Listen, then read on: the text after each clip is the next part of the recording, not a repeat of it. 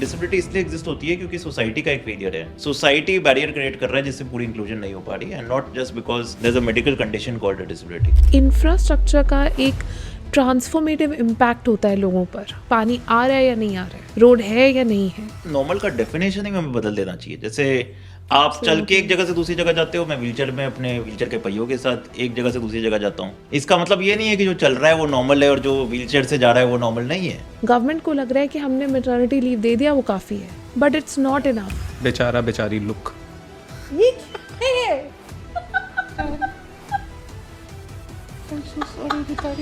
India में patient test कब होता है सबसे ज़्यादा? ट्रैफिक जैम में. बता दी इधर बैठ के. और इंडिया बदल रहा है. रोड्स बन रहे हैं, मेट्रोज चल रही हैं, एप्स आ रहे हैं. पर एक सवाल जो हम रेयरली पूछते हैं, ये इंडिया किसके लिए बदल रहा है?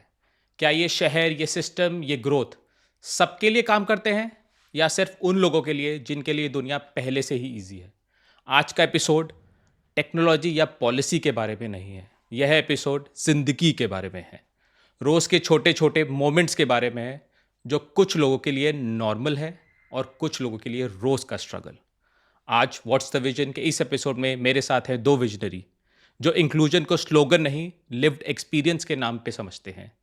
निपुण मल्होत्रा जो एक्सेसिबिलिटी को चैरिटी नहीं, डिग्निटी के सवाल मानते हैं, जो स्टेज पर खड़े होकर या सिस्टम के सामने खड़े होकर यह याद दिलाते हैं कि एम्पैथी के बिना कोई प्रोग्रेस मीनिंगफुल नहीं. मिताली निकोर जो नंबर्स और डेटा के पीछे छुपे पावर स्ट्रक्चर को एक्सपोज करती हैं और ये सवाल पूछती है, अगर ग्रोथ सबके साथ नहीं तो क्या ये असली ग्रोथ है भी?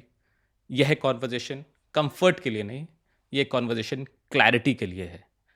आज हम बात करेंगे नॉर्मल होता क्या है, इंडिया के डिज़ाइन किसके लिए बना है, और हम 2047 का इंडिया इमेजिन करते हैं तो उस इंडिया में डिग्निटी किसकी डिफ़ॉल्ट होनी चाहिए.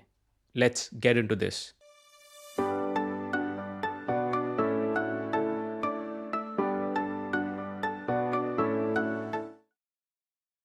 सो निपुण एंड मिताली, हमने हमेशा सुना है इंडिया बदल रहा है.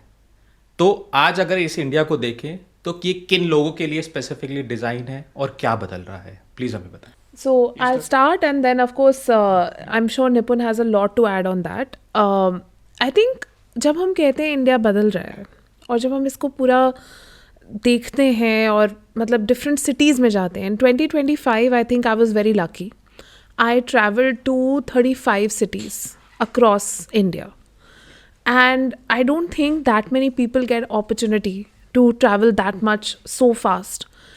So when I say India बदल रहा है, there are some things which are very positive, जो कि दिख रहे हैं आपको, you know, tier 2, tier 3, tier 4 cities में भी आपको दिख रहे हैं that there is a, you know, huge consumer segment that is getting unlocked. There are women, for example, who are coming in and becoming consumers. So ये भी एक चीज़ हम देखते हैं कि हाँ, you know, you see more women in public spaces. You are starting to see, you know, things getting, different brands are coming in. You have malls coming up. You have more commercial spaces. You have more industrial areas that are coming up. So there's a lot of, like I would say, you know, one side is that consumption, investment side, that cycle which is getting unlocked, and somewhere थोड़ा सा वो marginalized groups का inclusion भी थोड़ा थोड़ा आपको दिख रहा है. But on the other hand आपको फिर भी दिख रहा है, यू नो, जैसे एक वो सेइंग होती है ना, the more it changes the more it remains the same. ये भी इंडिया के लिए I think is very true, क्योंकि आज भी आप देखेंगे कि आप you are going to a shiny mall, लेकिन जो फुटपाथ वहाँ पे जा रही है दैट इज़ टोटली ब्रोकन. तो मतलब बदल भी रहा है और लेकिन सेम भी है. वो कुछ चीज़ें आज भी एड्रेस नहीं हो पा रही हैं. You are seeing that there are lot of people who are able to buy, for example, some of the best cars, and even there are some of the best two wheelers, you know, in different segments of income I am saying. लेकिन public transport आज भी शायद सबके लिए accessible नहीं है, available नहीं है. So the more things change, the more they remain the same. And we have to really work on these ecosystem barriers, because जब तक ये चेंज नहीं होंगे तब तक हमारी जो इकोनॉमी है वो एक तरह से वो K-shaped रिकवरी जिसे हम कहते हैं, post Covid K-shaped, where you are starting to see the people who are richer get richer and then the poor get poorer. And the only way you can bridge that gap is through government investment. So we really need to see more of that. So I do think that देश बदल रहा है. Definitely हमारा एक perception है कि भारत का जो ग्रोथ रेट है वो सारी कंट्रीज से ज़्यादा है, and that is definitely true in the data as well. India last quarter we've seen an 8.2% growth rate, which is higher than pretty much any emerging economy or even higher than the developed economies. So there is growth, but we have to bring in more inclusivity in that growth.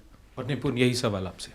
नहीं, मैं मिताली के साथ काफ़ी हद तक agree करता हूँ कि काफ़ी हद तक देश बदला भी है, बट काफ़ी देश को बदलने और की भी ज़रूरत भी है. I think the glass is both half full and half empty, जैसे कहावत है अंग्रेज़ी में. वो बोलना चाहूँगा. मुझे याद है जब मैं पैदा हुआ था और जब मेरे माँ मेरे को स्कूल में एडमिशन देना चाहती थी जब मैं 4-5 साल का था. This was in 1992. इंडिया में डिसेबिलिटी का कोई लीगल रिकग्निशन भी नहीं था.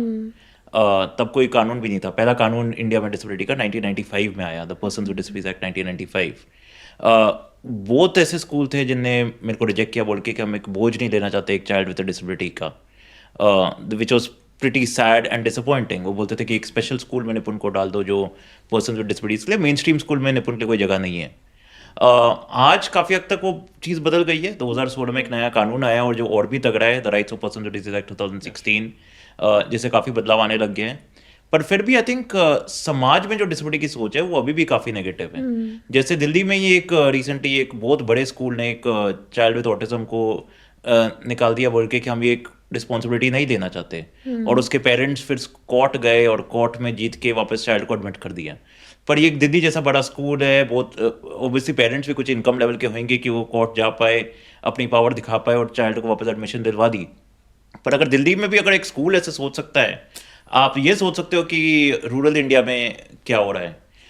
अभी क्रिसमस पे भी एक ब्लाइंड लड़की के ऊपर अटैक किया गया था एक पॉलिटिकल लीडर से, जो पॉलिटिकल लीडर ने बोला कि आप बुरा कर्म कर रहे हो इसलिए आप डिसेबल्ड हो. तो अभी भी ऐसे लोग ऐसी चीज़ें सोचते हैं. तो काफ़ी हद तक बदला है. I think there are some many positive changes that have happened. Accessible India campaign 2015 में शुरू हुई थी. Rights of person with disabilities act 2016 आया. कोर्ट्स भी काफ़ी अवेयर हो गए हैं डिसेबिलिटी के बारे में. सो ये पॉजिटिव चेंजेस हैं. पर जो सोसाइटी में अभी भी जो डिस्क्रिमिनेशन होता है पर्सन विद डिसेबिलिटीज के अगेंस्ट, वो अभी भी है. इसी बात पर हम देखते हैं कि काफ़ी कुछ जो डिज़ाइन भी होता है सिटीज़ में, या जो आपने बात करी, ऐसा डिज़ाइन होता है कि जो बहुत लोगों के लिए नॉर्मल है बट बाकी लोगों के लिए शायद वो डेली स्ट्रगल है. तो इसमें कितना सच है? और अगर मैं भी देखूं तो हमने एक मूवी अभी रिसेंटली देखी थी सितारे ज़मीं पर, जहाँ पे हम देखते हैं कि आमिर खान ड्रंक ड्राइविंग करता है, उनको एक पनिशमेंट दी जाती है या उनको सेंटेंस किया जाता है कि आप एक जाइए स्कूल में बच्चों को बास्केटबॉल खिलाइए, और वो बच्चे इंटेलेक्चुअली डिसेबल्ड हैं. And first thing he does it, he gets frustrated. वो फ्रस्ट्रेट होते हैं, प्रिंसिपल के पास जाते हैं और एक ही चीज़ बोलते हैं, ये नॉर्मल तरीके से क्यों नहीं खेलते? And principal answers them in a very polite way, ये उनका नॉर्मल है. तो क्या इंडिया में ये लोग भूल गए हैं कि ये उनका नॉर्मल है और ये आपका नॉर्मल है? इस चीज़ को डिफरेंशिएट करना बहुत ज़रूरी है क्या? बिल्कुल. और मेरे ख्याल से नॉर्मल का डेफिनेशन ही हमें बदल देना चाहिए. जैसे आप चल के एक जगह से दूसरी जगह जाते हो, मैं व्हीलचेयर में अपने व्हीलचेयर के पहियों के साथ एक जगह से दूसरी जगह जाता हूँ. इसका मतलब ये नहीं है कि जो चल रहा है वो नॉर्मल है और जो व्हीलचेयर से जा रहा है वो नॉर्मल नहीं है. इनफैक्ट जब मैं इंक्लूजन और एक्सेसिबिलिटी की बात करता हूँ, मैं तो हमेशा यही बोलता हूँ कि दुनिया में ये नहीं है कि लोग आइदर डिसेबल्ड हैं या डिसेबल्ड नहीं है.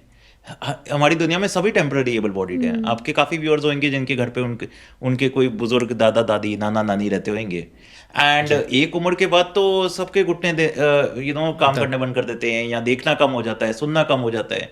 तो हम सभी कोई ना कोई उम्र में तो डिसेबल्ड होने ही वाले हैं.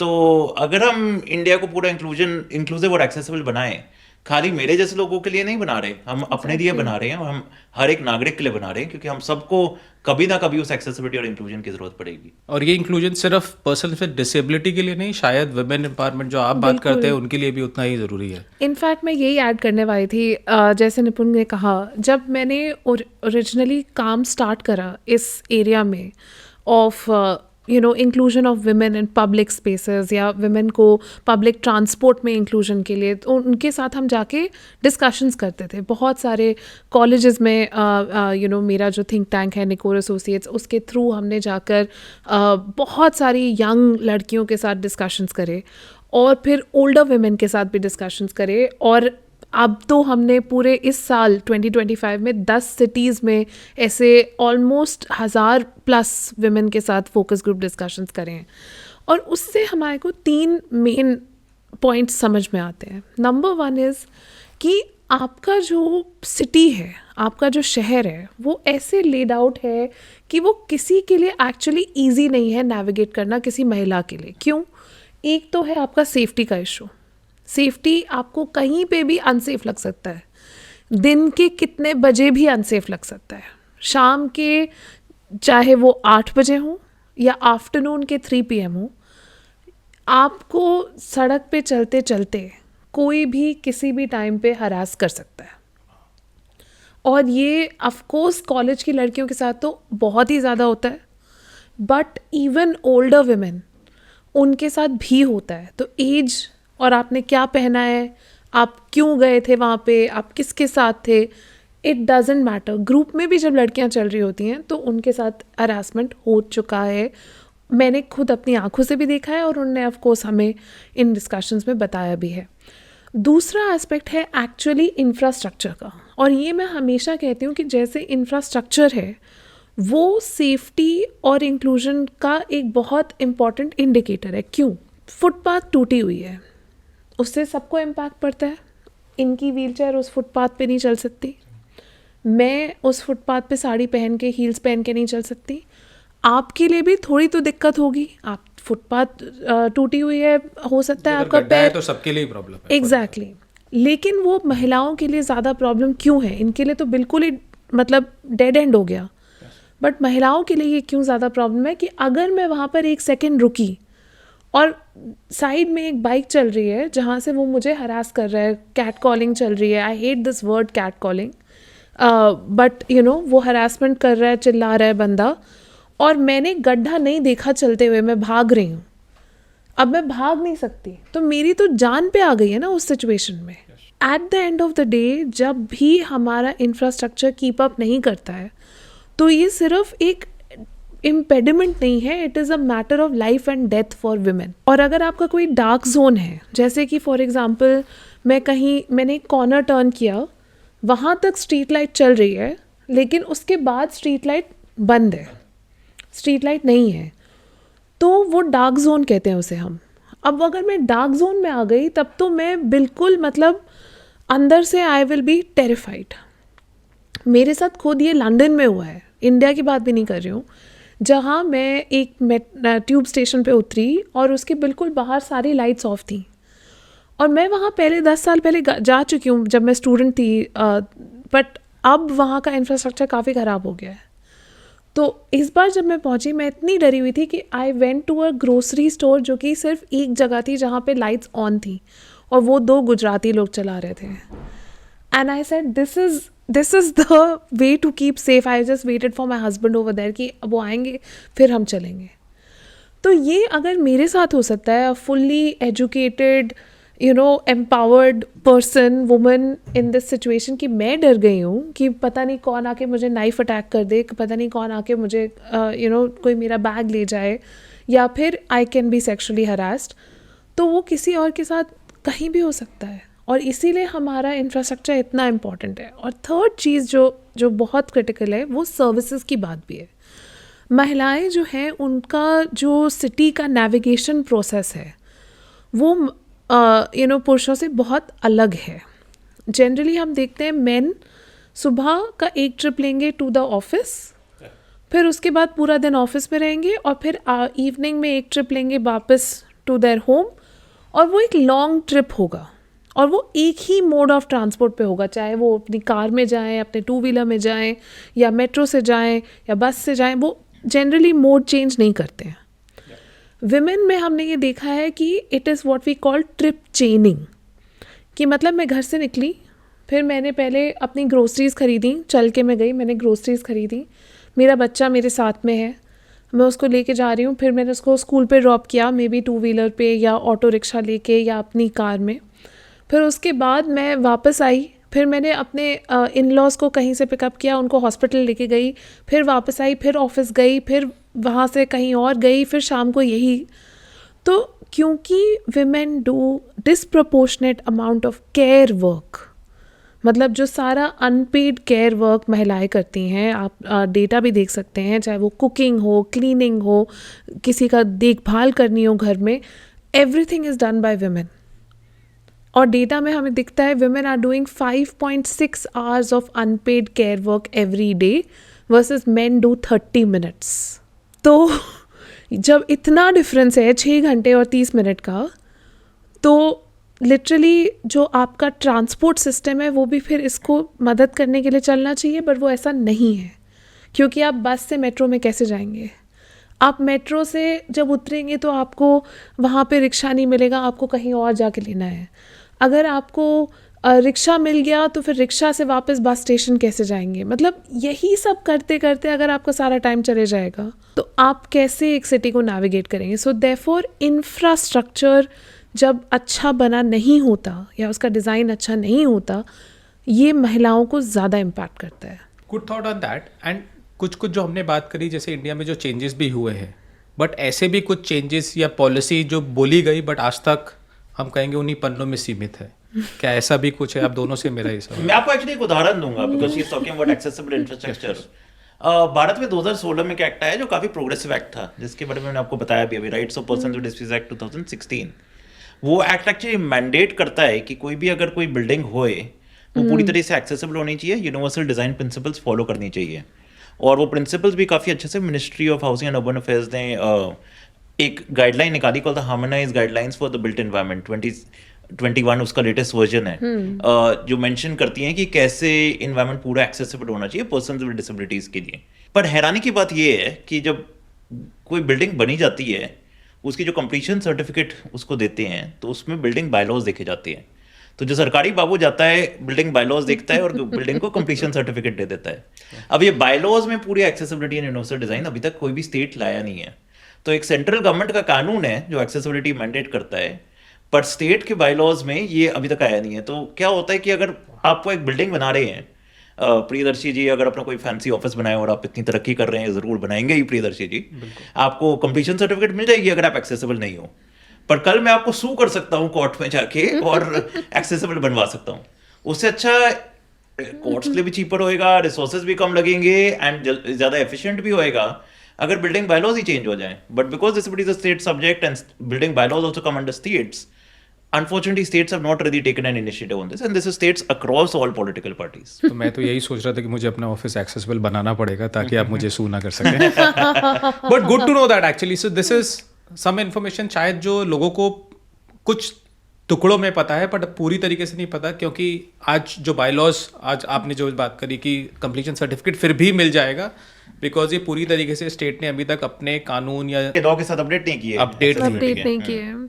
आई थिंक अगर हम मैटरनिटी बेनिफिट एक्ट की बात करें तो ये एक बहुत सिमिलर स्टोरी है एक्चुअली, क्योंकि मैटरनिटी बेनिफिट लॉ में ये लिखा है कि अगर आपके 50+ एम्प्लॉयज हैं किसी भी एस्टैब्लिशमेंट में, तो आपको एक क्रैश का एक्सेस देना है अपने एम्प्लॉयज़ को, एंड वो क्रैश का एक्सेस फ्री होना चाहिए। अब क्या होता है, मैं बहुत सारे इंडस्ट्रीज़ के साथ काम करती हूँ, तो वो मुझे कहते हैं कि हाँ लेकिन हमारी तो 50 विमेन एम्प्लॉयज़ नहीं हैं। तो तब मुझे उनको बताना पड़ता है कि आई एम सॉरी, आप ज़रा एक्ट फिर से पढ़िए, it does not say women employees, it just says 50 employees आपके, एंड दैट ऑल्सो कि not only in your whole company, मतलब हर लोकेशन पे आपका क्रैश होना चाहिए। अगेन फिर वो उसको यू आर सेइंग 50 एम्प्लॉयज अगर इस ऑफिस ए में है, ऑफिस बी में है और अदर 50 एम्प्लॉय ऑफिस सी में है, तो all of them need a separate ideally that is the but क्योंकि ये पूरी तरह से क्लियर नहीं है लॉ में, और अभी लेबर कोड्स में भी इसे क्लैरिफाई नहीं किया गया है, तो people can use this as a loophole कि देखो मेरे पास कंपनी में 50 एम्प्लॉयज़ हैं लेकिन इस लोकेशन पे सिर्फ 10 हैं, so therefore I am not providing a crash here, क्योंकि मेरे पास उतने एम्प्लॉयज़ नहीं हैं।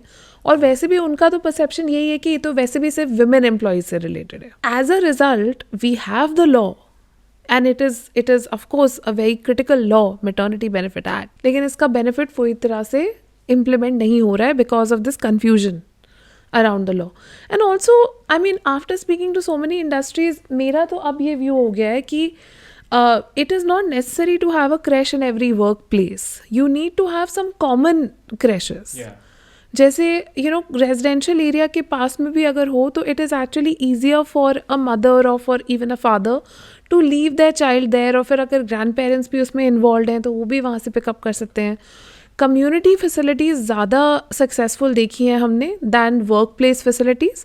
लेकिन हाँ, इसका मतलब ये नहीं है कि आपके पास बिल्कुल ऑप्शन ही ना हो कि अगर हमें वर्क प्लेस पे लेके आना है तो देयर इज़ नथिंग अवेलेबल. ये इस चीज़ से बहुत महिलाएं अभी भी स्ट्रगल कर रही हैं कि मेरे पास कोई ऑप्शन ही नहीं है. काफ़ी अलग लगा. I was surprise to know this.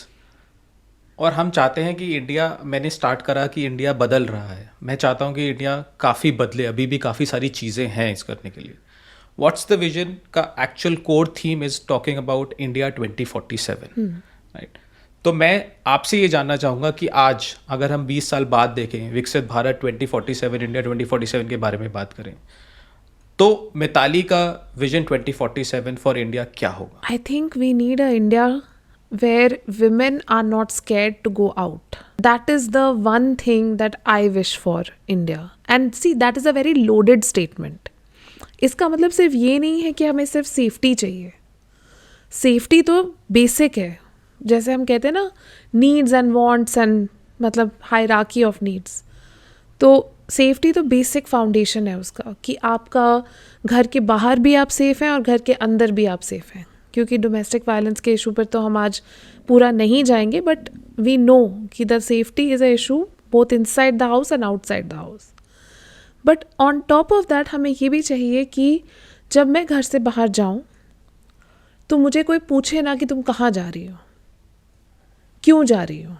सबसे बड़ा प्रॉब्लम मुझे बहुत वियर्ड लगता है जब आज भी स्पेशली यंगर लड़कियां, जब हम उनसे बात करते हैं तो उनको एक रीज़न देना पड़ता है कि मैं घर से बाहर इसलिए जा रही हूँ, कॉलेज जा रही हूँ, काम पे जा रही हूँ, बता के जाना पड़ता है. और ये भी देना पड़ता है, जस्टिफाई करना पड़ता है कि मैं इसलिए जा रही हूँ. मेरी लाइफ में I think I have been very lucky that my parents have been so just so liberal कि उन्होंने मुझसे कभी पूछा ही नहीं कि तुम क्यों जा रही हो. अच्छा, कहाँ जा रही हो, ओके, फॉर लॉजिस्टिक्स पर्पसेस, कि इधर जा रही हो तो इधर I have to make sure कि तुम वापस आ जाओगे एट सम पॉइंट. लेकिन ये नहीं पूछा कि क्यों तुम्हें ये करना है. वेरएज बहुत लड़कियों को ये जस्टिफाई करना पड़ता है कि हाँ, मैं मॉल इसलिए जा रही हूँ क्योंकि मुझे उस फ्रेंड को मिलना है, क्योंकि वो मुझे इस सब्जेक्ट में हेल्प करेंगे, which is all we know that that's not true also in many situations. But क्यों किसी लड़की को जस्टिफाई करना पड़े. एंड व्हेन आई से कि बाहर जाना without restrictions, I also mean कि उसके फ़ोन यूसेज पे रिस्ट्रिक्शंस ना हो. अगर आपने देखा होगा, एक न्यूज़ आई थी कुछ दिन पहले जहाँ राजस्थान के एक विलेज ने एक ईडिक्ट करा अपने विलेज के लिए, मतलब एक रूल बनाया कि हमारे विलेज में जो महिलाएं हैं they can not use smartphone, they can only use feature phone, और वो भी घर के अंदर with the permission of their family. और फिर उतना प्रोटेस्ट हुआ, लड़कियों ने वहाँ पे इतना प्रोटेस्ट किया कि they had to roll it back in 1 week. तो हमें ऐसा, बट दैट मीन्स कि वो थॉट प्रोसेस अभी भी है कि हमें देखना है कि क्या कर रही है अपने फ़ोन पे. सो वो भी that has to stop. So we need safety, we need mobility जो रिस्ट्रिक्टेड ना हो और जहाँ इंफ्रास्ट्रक्चर अच्छा हो. हमें चाहिए कि ये जो सोशल नॉर्म्स हैं जो रिस्ट्रिक्ट करते हैं महिलाओं की एस्पिरेशंस को भी रिस्ट्रिक्ट करते हैं, वो ना हो. And we need jobs for women which have dignity.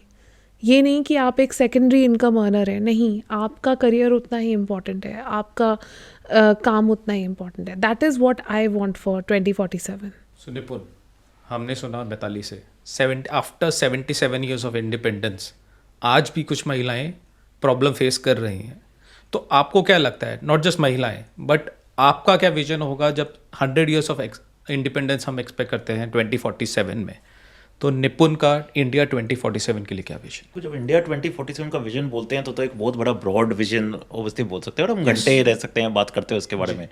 But because Mitali ने जेंडर पर्सपेक्टिव से बोला, मैं एक डिसेबिलिटी पर्सपेक्टिव से ये क्वेश्चन आंसर करता हूँ, because I think that's what you want to hear hear as well. No, I would want to see if you are roaming around in any city किसी भी दिन इंडिया 2047 में, तो आप क्या देखना चाहेंगे, क्या कुछ बदल चुका है, आपका क्या विजन है ओवरऑल इंडिया के लिए? For me, my most important vision for overall India is social equality. That means कोई भी caste, religion, gender, disability, sexuality के कारण डिस्क्रिमिनेट ना किया जाए. And people are really judged for them as human beings and not for the identities that they carry in that sense. But मैं disability पे थोड़ा और स्पेसिफिक बताना चाहूंगा इन मेरा विजन 2047 के लिए. और उसके पहले मैं समझाना चाहूंगा कि डिसेबिलिटी होता क्या है. बहुत लोग अभी भी इंडिया में जब डिसेबिलिटी के बारे में सोचते हैं तो एक बड़े मेडिकल पर्सपेक्टिव से सोचते हैं. फॉर एग्जांपल वो सोचते हैं कि निपुण है, ये डिसेबल्ड है क्योंकि उसकी डिसेबिलिटी जिसका नाम है आर्थ्रोग्राफोसिस, जिसके कारण उसके हाथ पैर में मसल नहीं है और वो व्हीलचेयर पे है. और किसी के बारे में बोलेंगे कि उसको कोई किस्म की प्रॉब्लम है अपने आईज में, इसलिए वो ब्लाइंड है. बट एक्चुअली स्पीकिंग अगर हम राइट्स बेस्ड या सोशल अप्रोच से डिसेबिलिटी को देखें, जो वेस्टर्न वर्ल्ड में जो ये शिफ्ट आ गया है, and India also is a signatory to the UN CRPD 2007 में इंडिया ने साइन की थी, जिसमें क्लियरली बोला जाता है कि डिसेबिलिटी को एक सोशल मॉडल से देखना चाहिए. वो बोलता है कि disability exist because of any barrier that exist in society that prevents full inclusion in society. Full inclusion in society that prevents full inclusion in society. For example अगर हम किसी डेफ इंसान को देखें, हम बोलते हैं वो डिसेबल्ड है क्योंकि वो ऑब्वियसली आपकी और मेरी बात सुन बोल नहीं सकता. बट अगर हम स्कूल में इंडियन साइन लैंग्वेज को कंपलसरी बना दें for everybody as a third language after English और हिंदी और whatever region language that they have, and everybody learns Indian sign language, क्या डेफ पर्सन डिसेबल्ड होएगा? नहीं होएगा ना, क्योंकि हम सब साइन लैंग्वेज जाएंगे तो हम उस इंसान के साथ बात कर सकते हैं. A new normal for everybody. It will be a new normal for everybody. आपने मेरे को आज इस पॉडकास्ट पे बुलाया and you were very nice to choose a wheelchair accessible venue with a lift, because which मैं यहाँ आ पाया हूँ और अब मैं मिताली से भी अच्छा बात कर रहा हूँ. But what I am trying to say is that अगर ये व्हीलचेयर एक्सेसिबल नहीं होता, मैं ग्राउंड फ्लोर पे होता, I would not have been on a level playing field as Mitali, right? I would not have been able to come up to the podcast studio and I have spoken just like her. अगर मेरे को properly तरीके से function करना, मुझे क्या चाहिए? मुझे रैम्प चाहिए, मुझे लिफ्ट चाहिए, मुझे पूरा फिजिकल एक्सेस चाहिए. अगर कोई ब्लाइंड पर्सन होए, उसको अपने मोबाइल फ़ोन यूज़ करने के लिए क्या चाहिए? उसको पूरा एक्सेसिबल स्क्रीन रीडर चाहिए. ये चाहिए कि ऐप्स में वॉइस ओवर टेक्नोलॉजी होए सो दैट वो अपनी ऐप पूरी तरीके से सुन पाए, समझ पाए एंड अंडरस्टैंड कर पाए. करेक्ट.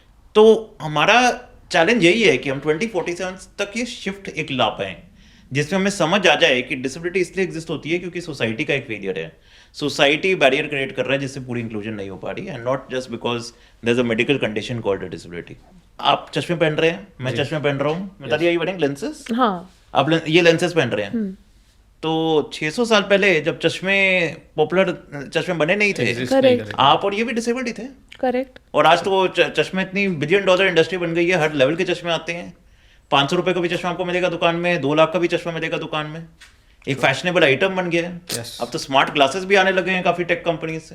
True that. आपने जो बताया कि आज मैं खुद भी ये आपसे मानना चाहूँगा या बताना चाहूँगा आपको कि मैंने भी काफ़ी सारे पॉडकास्ट स्टूडियोज देखे, शायद 20 से 25 देखे, और मुझे खुद 1 से 1.5 महीने लगा आज इस पॉडकास्ट को शूट करने के लिए, क्योंकि आप मानेंगे ही नहीं, शायद उन 20 में से शायद 18 ऐसे थे जिसमें कोई एक्सेसिबिलिटी था ही नहीं. बट इसमें आई कॉम्प्लीमेंट यू, बिकॉज आसान सोल्यूशन तो यही होता कि आप मुझे एक लॉन्ग अपॉलॉजी मैसेज भेज देते that sorry we will not be able to do the podcast this time because no accessible venue but we will accommodate you some other time, ऐसा कुछ आप बोल देते. बट आपने खुद मेहनत की, खुद हार्डवर्क किया so that we can have this conversation about disability. So if we have more Priyadarshis in this country by 2047 these problems will go away. काफ़ी अच्छा लगा. मैं जनरली तो लोगों को बोलता कि I would have more clones by that time 2047. शायद ऐसी काफ़ी सारी सुविधा जो आज बहुत शॉकिंग लगती हैं बट तब होना काफ़ी नॉर्मल होगा. और इसी पर मेरा आप दोनों से यही सवाल है कि आज ऐसी क्या चीज़ें हैं जो आपको लगे कि 2025 में इट्स लाइक और 2047 में हो जाएं और हमको लगे ये कैसे हो गया, तो आपको क्या लगता है कि वो होंगी? Apart from PD clones you mean? Yes. एक तो हम लोग ये देख रहे हैं कि AI का जो नया एडवेंट हो रहा है, अभी हम लोग उसका काफ़ी एक लिमिटेड एप्लीकेशन देख रहे हैं. मतलब हमने सिर्फ ChatGPT या फिर ऐसे डिफरेंट LLM मॉडल्स देखे हैं, लेकिन मुझे लगता है कि 2047 में AI हमारी दुनिया में बहुत ही ज़्यादा इंटीग्रेटेड होगा और हमारे इंफ्रास्ट्रक्चर में भी बहुत इंटीग्रेटेड होगा. तो जैसे फॉर एग्जांपल मुझे याद है, निपुण आपको भी याद होगा, 2017 में हम दोनों ने एक इवेंट किया था ऑन ट्रैफिक मैनेजमेंट, और जब हम दोनों ग्लोबल शेपर्स थे न्यू दिल्ली हब के, और हमने एक पेपर लिखा था जिस पे हमने ये कहा था कि अगर आप ट्रैफिक देखें पूरे, तो जो हमारी ट्रैफिक लाइट्स हैं वो एक इंटेलिजेंट ट्रैफिक सिस्टम के बेसिस पे चल सकती हैं, सो दैट आपका कंजेशन मैनेज हो सके. You don't need to create more road space, you need to manage your traffic better. तो इनफैक्ट इसके ऊपर पीडी आपने भी बहुत रिसर्च करी होगी. तो ये आज के डेट में लॉस एंजलिस में इम्प्लीमेंट हो रहा है, सिंगापुर में इम्प्लीमेंट हो रहा है, और हमने इनफैक्ट प्रेजेंटेशन किया था 2017 में नीति आयोग को, और उनको ये आइडिया दिया था कि आप दिल्ली में क्यों ये पायलट स्टार्ट नहीं करते हैं. आई डोंट नो उसका फिर क्या हुआ. I don't think it has happened. अगर हुआ होता तो आई एम श्योर उसके बारे में काफ़ी बात होती.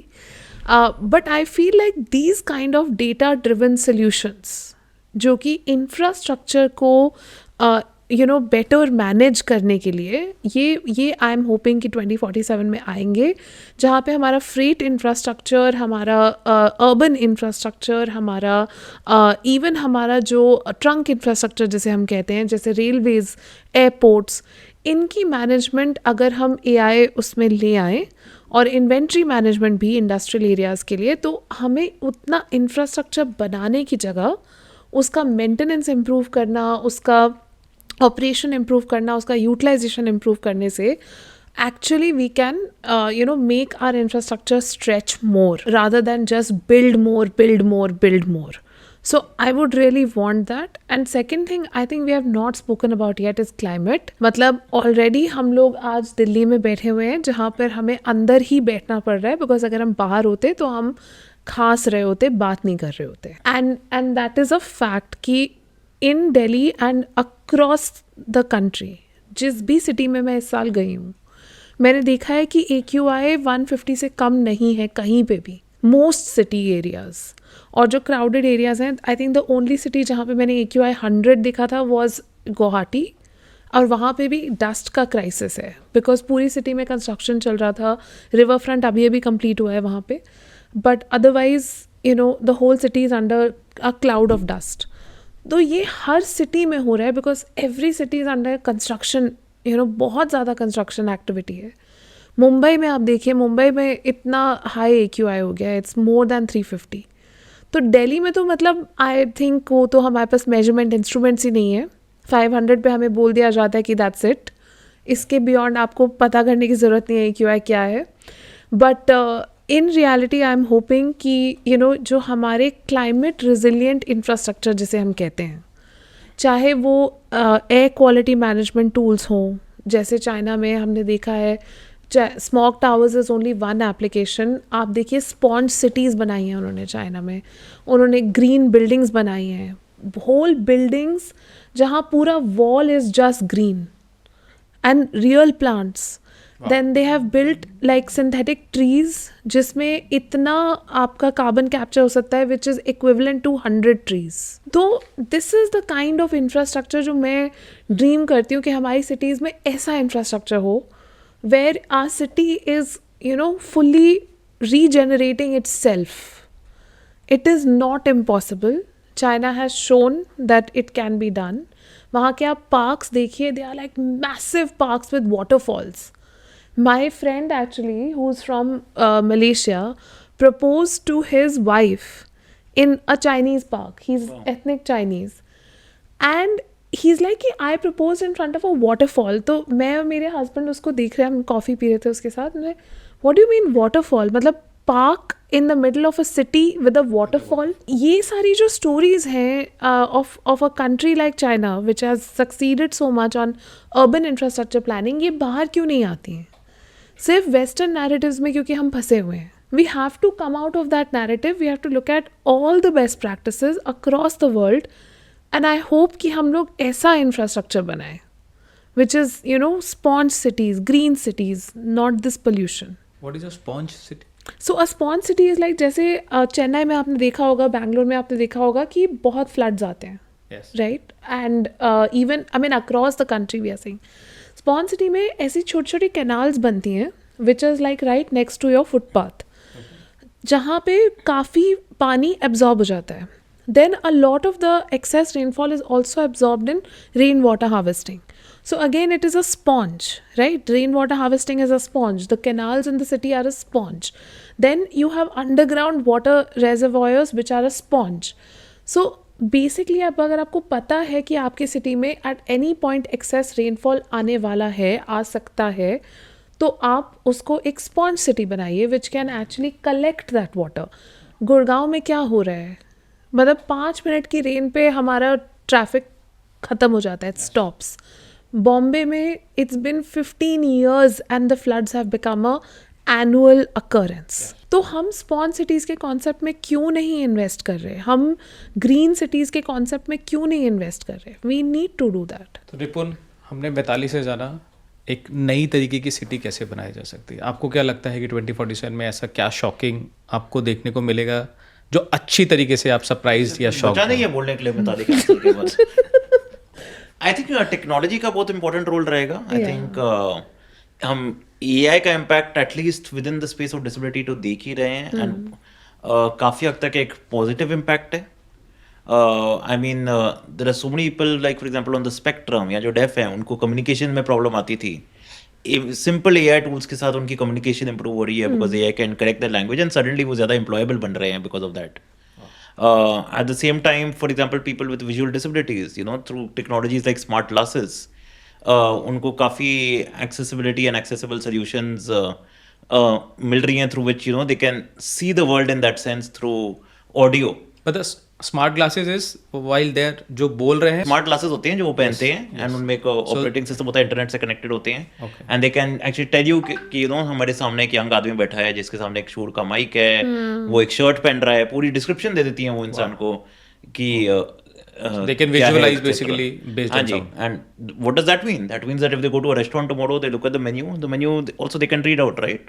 Wow. They go to a grocery store जाएंगे तो वो देख पाएंगे कि ग्रोसरी स्टोर में क्या है, you know, because through that there is a task जिनके लिए उनको लोगों की जरूरत थी, वो अब शिफ्ट हो रही है through AI where they are becoming more independent.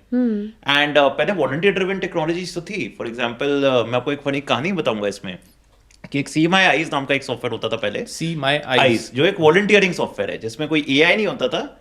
Basically आप अपने फोन के कैमरा को अलग अलग जगह दिखाते थे, एंड कोई वॉलंटियर होता था दुनिया में जो आपको बताता था कि क्या है यहाँ पे. Okay. बट उसमें ह्यूमन इंटरवेंशन था, राइट. एंड ह्यूमन इंटरवेंशन में प्रॉब्लम होती है कि ह्यूमन इंटरवेंशन में ह्यूमन बायस भी आ जाता है. जैसे मेरी एक ब्लाइंड फ्रेंड है जो सूला वाइनयार्ड्स गई, और सूला वाइनयार्ड्स में उन्होंने See My Eyes को ऑन कर दिया, एंड जैसे उन्होंने See My Eyes को ऑन किया तो जो वॉलंटियर आया वो कोई सऊदी मिडिल ईस्टर्न कंट्री से था, वो थोड़ा कंजर्वेटिव था, Okay. एंड वो अल्कोहल देके उसको गाली देने लग गया. Oh God. And she did not know how to react. Wow. And this is just one crude example. But what I'm trying to say through this crude example is that, you know, human intervention में human biases भी आ जाते हैं, human privacy भी आ जाती है. अगर कोई अपने कमरे में है, especially, you know, a young woman who's undressing or something, she will not want a volunteer to come and see it on the camera. Of course. Through AI, these issues go away. So there is more power in these eye related softwares also. Even when you talk about people with me like locomotor disabilities, आजकल AI के through इतने अच्छे dictation software आ गए हैं. मुझे एक email type करने में आपसे डबल टाइम लगता था, डिक्टेशन के थ्रू मैं आपसे फास्टर टाइप कर देता हूँ because of that. At the same time AI के थ्रू काफी जॉब्स भी चले जाने लग गए हैं. For example there were lot of people with disability, specially wheelchair users, जो काफी सेक्रेटेरियल लेवल जॉब्स करते थे, लाइक यू नो मिनट्स बनाना मीटिंग की एटसेट्रा. आजकल तो AI वो सब कुछ लेके जा रहा है. सो आई एक्चुअली थिंक जो कोई भी बोलता है कि 2047 में कोई सिटी कैसी होगी, आई थिंक उसको खुद आंसर नहीं पता, बिकॉज मुझे तो ये भी नहीं पता 5 साल बाद हमारी सिटीज कैसी होंगी, AI के साथ क्या बदलाव आने वाला है. I think nobody has any idea because technology is moving so fast. Yeah. Elon Musk तो recently said कि पूरी दुनिया के सब जॉब्स चले जाएंगे, right? We don't even know what that means. I don't think even he knows what that means and what is the impact of that on the economy. But at the same time, when you talk about technology, I'm overall optimistic. I mean, recently there was a woman on a wheelchair who went to space. We discussed it as well, Mithali, right? Yeah, we did, yeah. And अगर ये who went on a who went to space, on a wheelchair basically, which is kind of commendable. I mean, Yeah, it's impossible. if you can imagine, till 1920s America में laws होते थे जिसका नाम था अगली laws. इसका क्या मतलब था अगली लॉज? ugly laws. या व्हाट इज अगली लॉज मेंट इज दैट अगर कोई व्हीलचेयर यूजर या कोई पर्सन विद डिसेबिलिटी कोई पब्लिक पार्क में देखा जाए, वो पब्लिक पार्क की एस्थेटिक या सुंदरता खराब कर देता है. इसलिए हमें उनको अलाउ नहीं करना चाहिए. या अमेरिका जैसी कंट्री की बात कर रहा हूँ मैं, इंडिया की बात भी नहीं कर रहा हूँ अभी. 100 साल बाद अमेरिका की एक व्हीलचेयर यूजिंग लेडी स्पेस गई है.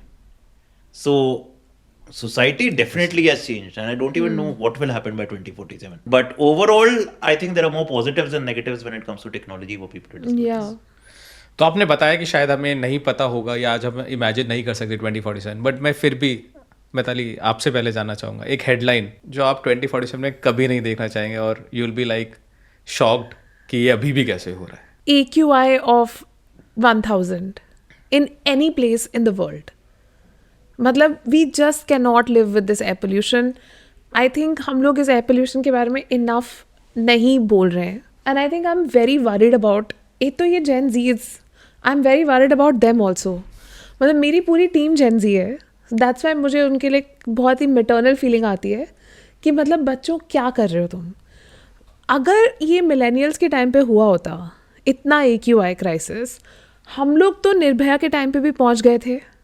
एंड आई रिमेंबर जब निर्भया का केस हुआ था, we all were protesting for I think months and months. और फिर उसके बाद मुझे याद है कि मेरी एक बहुत अच्छी फ्रेंड थी, वो लॉयर थी और उनको सुप्रीम कोर्ट ने उस पर डाला था एक पूरा कमेटी बनाई थी, and then Nirbhaya act came. So many young women lawyers were actually included in that committee because of the fact that we were all protesting as young professionals, as young women, and of course men also protested. And across the country, मतलब वो protest मरा नहीं था, and it had an impact. अभी अगर हम RG car के protest भी देखें जो कि कोलकाता में हुए, which I would say is the comparative in some senses, क्योंकि वहाँ पर भी बहुत changes आए हैं. Kolkata police has brought in lot more safeguards for women safety. तो ये सारे प्रोटेस्ट का एक्चुअली एक आउटकम आया है. लेकिन अगर हम एयर पोल्यूशन की बात देखें तो उसके लिए उतना प्रोटेस्ट नहीं हो रहा है.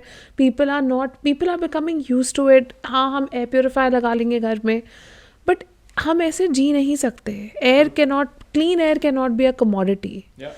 I mean ideally clean water also shouldn't be, लेकिन उसको तो हमने नॉर्मलाइज कर दिया है. Mineral water industry has made it into a normal thing. लेकिन क्लीन एयर को अब हम उस डायरेक्शन में नहीं जाने दे सकते. So I hope that one thing I don't see is AQI above 1000 in any place in the world. निपुण आपके लिए For me, I would hope that any kind of social discrimination goes away.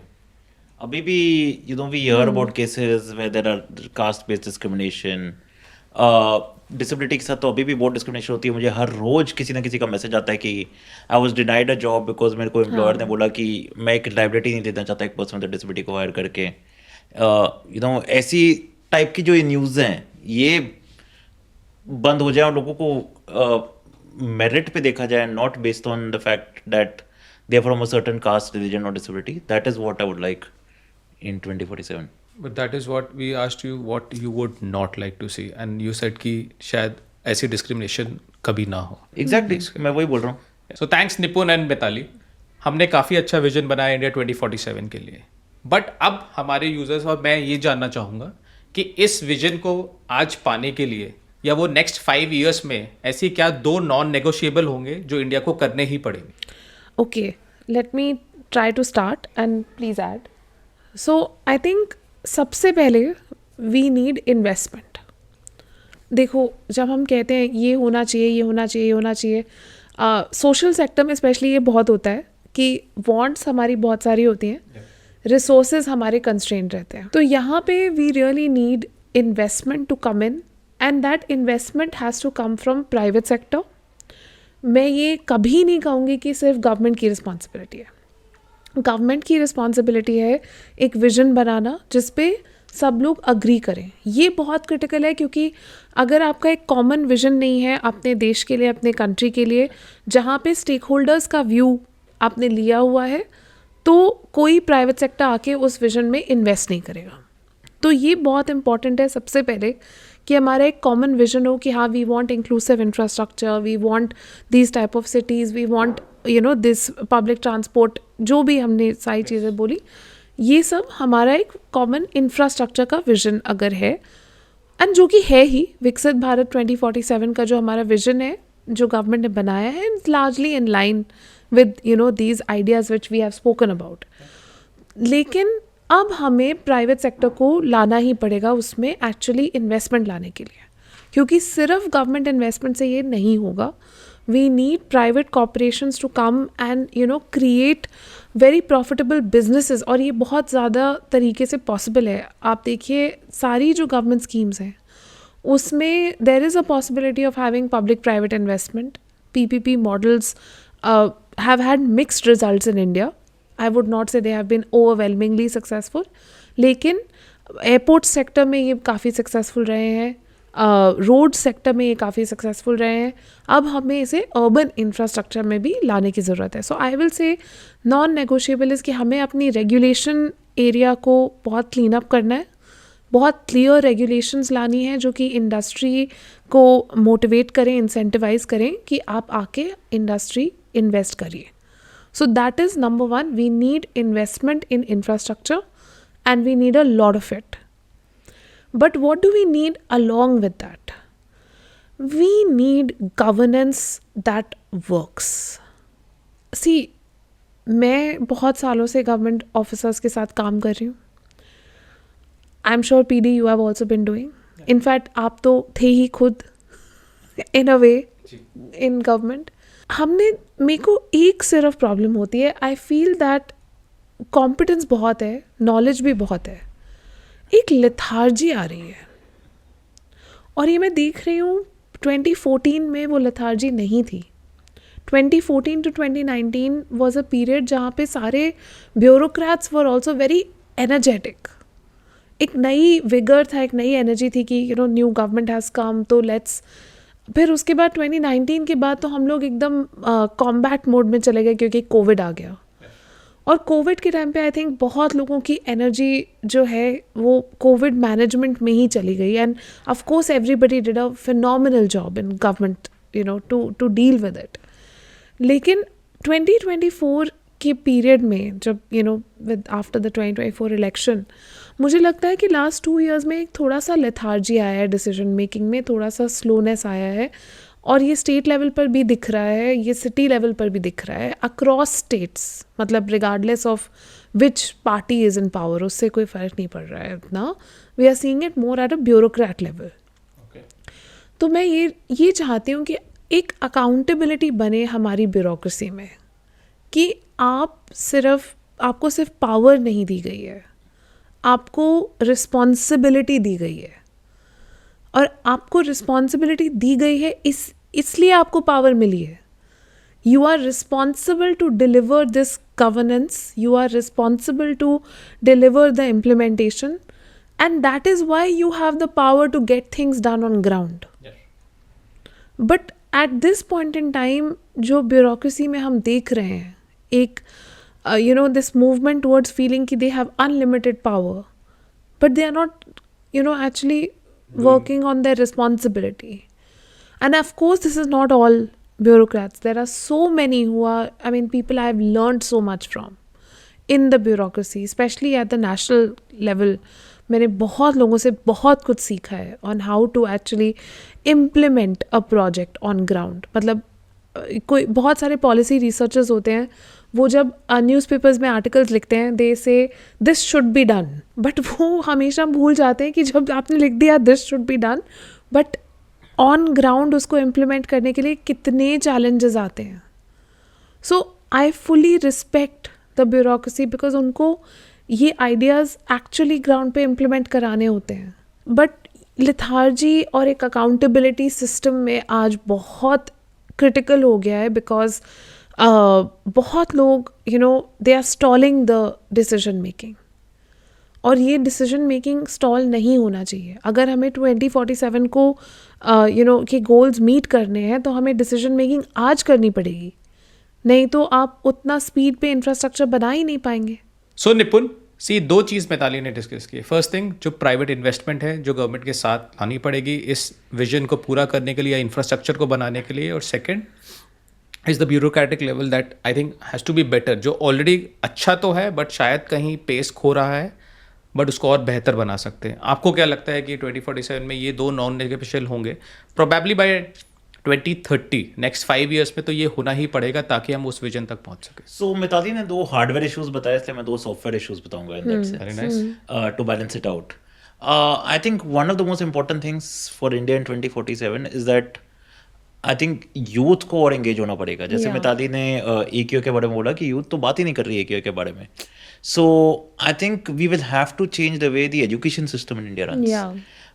I think it has to be more practical, it has to be more problem solving. आजकल की time में root learning का कोई फ़ायदा नहीं है, क्योंकि knowledge is not going to take people ahead with AI. and आजकल तो लोग बोल रहे हैं कंप्यूटर चिप्स भी लोगों के अंदर आ जाएंगे, with knowledge पता नहीं क्या होएगा, True that, right? yes. So we need people who have thinking capabilities. How do we shift the education system where it goes from knowledge to thinking? Yeah. That is something which is extremely important, I think, for this country to move ahead.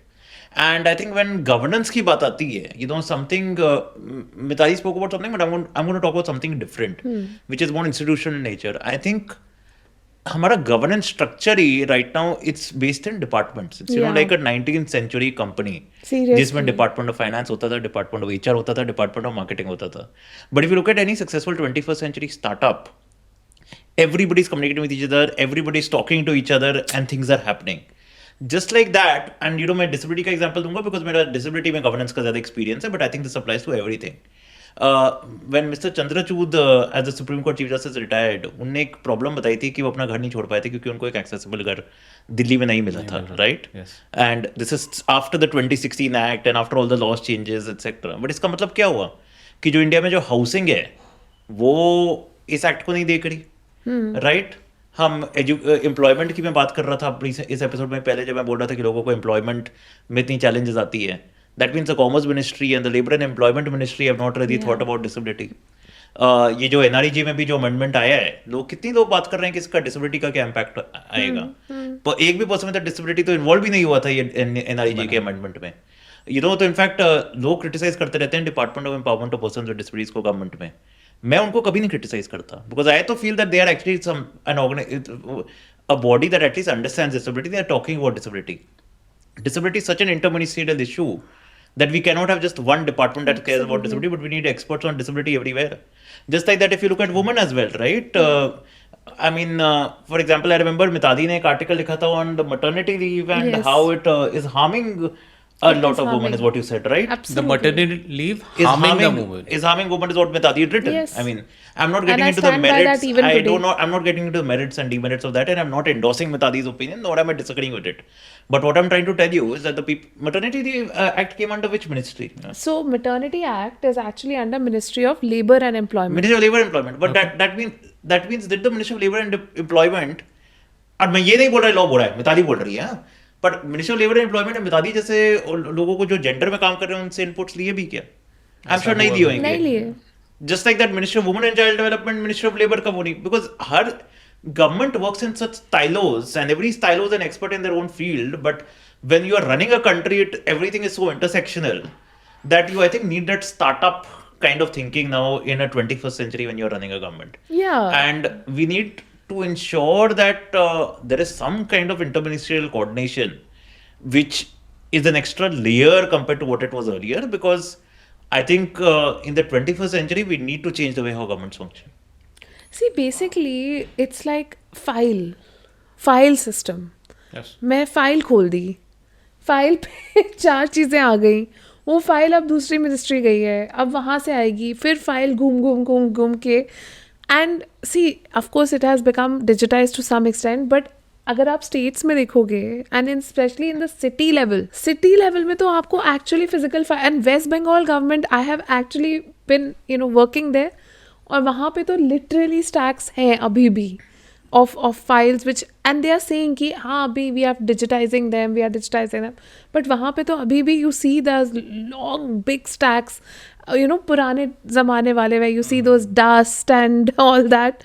So we are taking way too long to reach that era of using digital tools that can help people collaborate more. It's not that the government doesn't want to do it. Nobody is saying that there's absolutely. a will. And in fact, there are a lot of great bureaucrats in the government who accept this Loads problem. of Across them. ministries, I've met so many bureaucrats. Yeah. That, for example, who understand that my department only has a limited power. Yeah. But unfortunately उनका influence कोई दूसरे department पे है नहीं, and there is no mechanism where departments can formally talk to each other while creating policies or rules. For example, ये DPDP Act आया था recently, right? The Data Protection Act. Data हाँ, Yeah, yes. उसमें एक interesting चीज आई थी कि जो उसके जो ड्राफ्ट रूल्स बने थे, वो ड्राफ्ट रूल्स में children and person with disabilities को साथ में रखा गया था, Okay. एंड बोला था कि एक पर्सन विद डिसेबिलिटी को अपने गार्डियन का कंसेंट चाहिए, just like a child needs the guardians consent. And we actually organized the round table where we called people at the Quantum Hub, where we called people from METI and all other stakeholders, and they actually were very respectful and polite and understanding, and said that we not even thought of that this issue should not even come up. Nobody had raised this issue, and they actually took it back, and those rules were modified accordingly. Yeah. So people are very open to feedback that way. No, that way, even with Ministry of Labour and Ministry of Women and Child Development, we've been advising them on the care economy, and they have been very open about saying that, for example, one of the ideas that we've given to pretty much every ministry that we have spoken to is कि आप जब care infrastructure बना रहे हैं, जैसे child care centres या Elder care facilities, services etcetera, why don't you tie up more with private sector? And especially with community-based organizations, because community-based organizations are already running child care centers in many cities, in many, especially in slum areas, जहाँ पे बिल्कुल bottom of the pyramid population को आप serve करते हैं. We are calling, it's called BOP serving, मतलब इसका एक term होता है. तो ये जब हमने उनको बोला कि आप इसको थोड़ा सा रेगुलराइज कर दें, तो they'll also start receiving some more funding. CSR से उनको फंड्स मिल सकते हैं. Sector will grow. That sector will grow. तो they were very open to it, और उसके ऊपर they brought in rules, they frame the rules. तो इससे सेक्टर को भी बहुत बूस्ट मिला है. अगर हम केयर इकोनॉमी को देखें तो ये दीज आर, मतलब जब ओपननेस होती है गवर्नमेंट के साइड पे भी to take the feedback, to take the ideas, तो ये बहुत लोगों को बेनिफिट करता है. So Nipun in Mitali, that was great vision of 2047, और हमने एक रोड मैप भी बनाया ताकि हम उस विजन तक कैसे पहुंचे. Now I want to give you a break. We have a small fun segment. हमें ये पता चला है कि आप काफ़ी अच्छे दोस्त भी हैं, एक दूसरे को काफ़ी अच्छे से जानते भी हैं. तो आज हम एक्चुअली जानना चाहते हैं, और हमारी ऑडियंस जानना चाहती है कि आप एक दूसरे को कितने अच्छी तरीके से जानते हैं. ओह गॉड. तो हमारे पास कुछ क्वेश्चंस हैं, हम आपसे पूछेंगे और हम ग्रेट अमेजिंग आंसर्स आपसे एक्सपेक्ट कर रहे हैं. सो आप दोनों में से कौन ज़्यादा स्टबर्न है? Oh, definitely Nipun. बता दी. He is like, when he has made up his mind, he will not. Matlab, and then he will leave you in the middle of a market alone. He will not come back to get you. एक बार किया था मैंने लखनऊ में, मैं तंग आ गया था. ये शॉपिंग करी जा रही थी, बोर हो गया मैं. तो मैं साथ में गाड़ी में गए थे. ये पहली बार लखनऊ गई थी, तो अच्छा नहीं लगता. मेरा इमेज खराब हो रहा है वैसे. तो मैं बोर हो गया, वापस अपने होटल चला गया. बट ये भी देखो, मिताली कितनी स्टबर्न है. आज दिल्ली से गुड़गांव ले आई है मुझे ऑन वीकेंड. हाँ. 1.5 घंटा ट्रैवल करके. तो हाफ एंड हाफ, हम दोनों को 50%. हाँ, okay, 50-50. 51 Mitali, 49 Nipun. No, see, who's being Now more we stubborn know. now? सो कौन ज़्यादा ऑप्टिमिस्टिक है? I think Nipun. I think I'm optimistic. Yeah, I think Nipun is more. I have become, मैं cynical हो गई हूँ काफ़ी. ओके.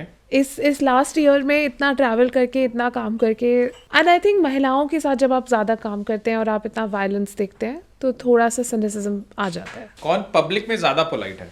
कौन public में ज़्यादा पोलाइट है? I think both of us are pretty polite in public. I am way more polite in public. I'm way more polite in public. No, I think both of us are equally polite in public. I don't Who want is to... more stubborn? कौन risk लेने में ज़्यादा comfortable है? Mitali. Yeah, me. कौन deadline से पहले काम खत्म कर देता है? Mitali. Definitely me. All my clients, please watch this. More risk taking, and I always complete my work before the deadline. No, so the fact of the matter is I have great teams working with me, and that's why the work gets completed on time. So do I. And I am more stubborn, so I will listen to the client's value system and live with them. So I think I'm better for a client than Mitali is.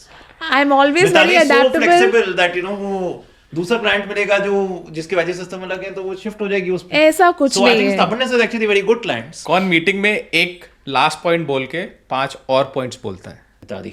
No, Nipun. 100% निपुण. अभी भी उसने वही किया. Did you not notice? I noticed both of Let you. Preeta, she is You right. kept asking. कौन जल्दी irritate होता है? निपुण. बता दी. That is not true. कौन डिसीजन लेने के बाद भी डाउट रखता है? I don't think either of us. No, I think Clear in your both of us are pretty adamant and stick to our decisions once we've done. बस एक बार decision ले लिया तो फिर हम अपनी भी नहीं सुनते. कौन फीडबैक को ज्यादा पर्सनली लेता है? निपुण. बता दी. निपुण.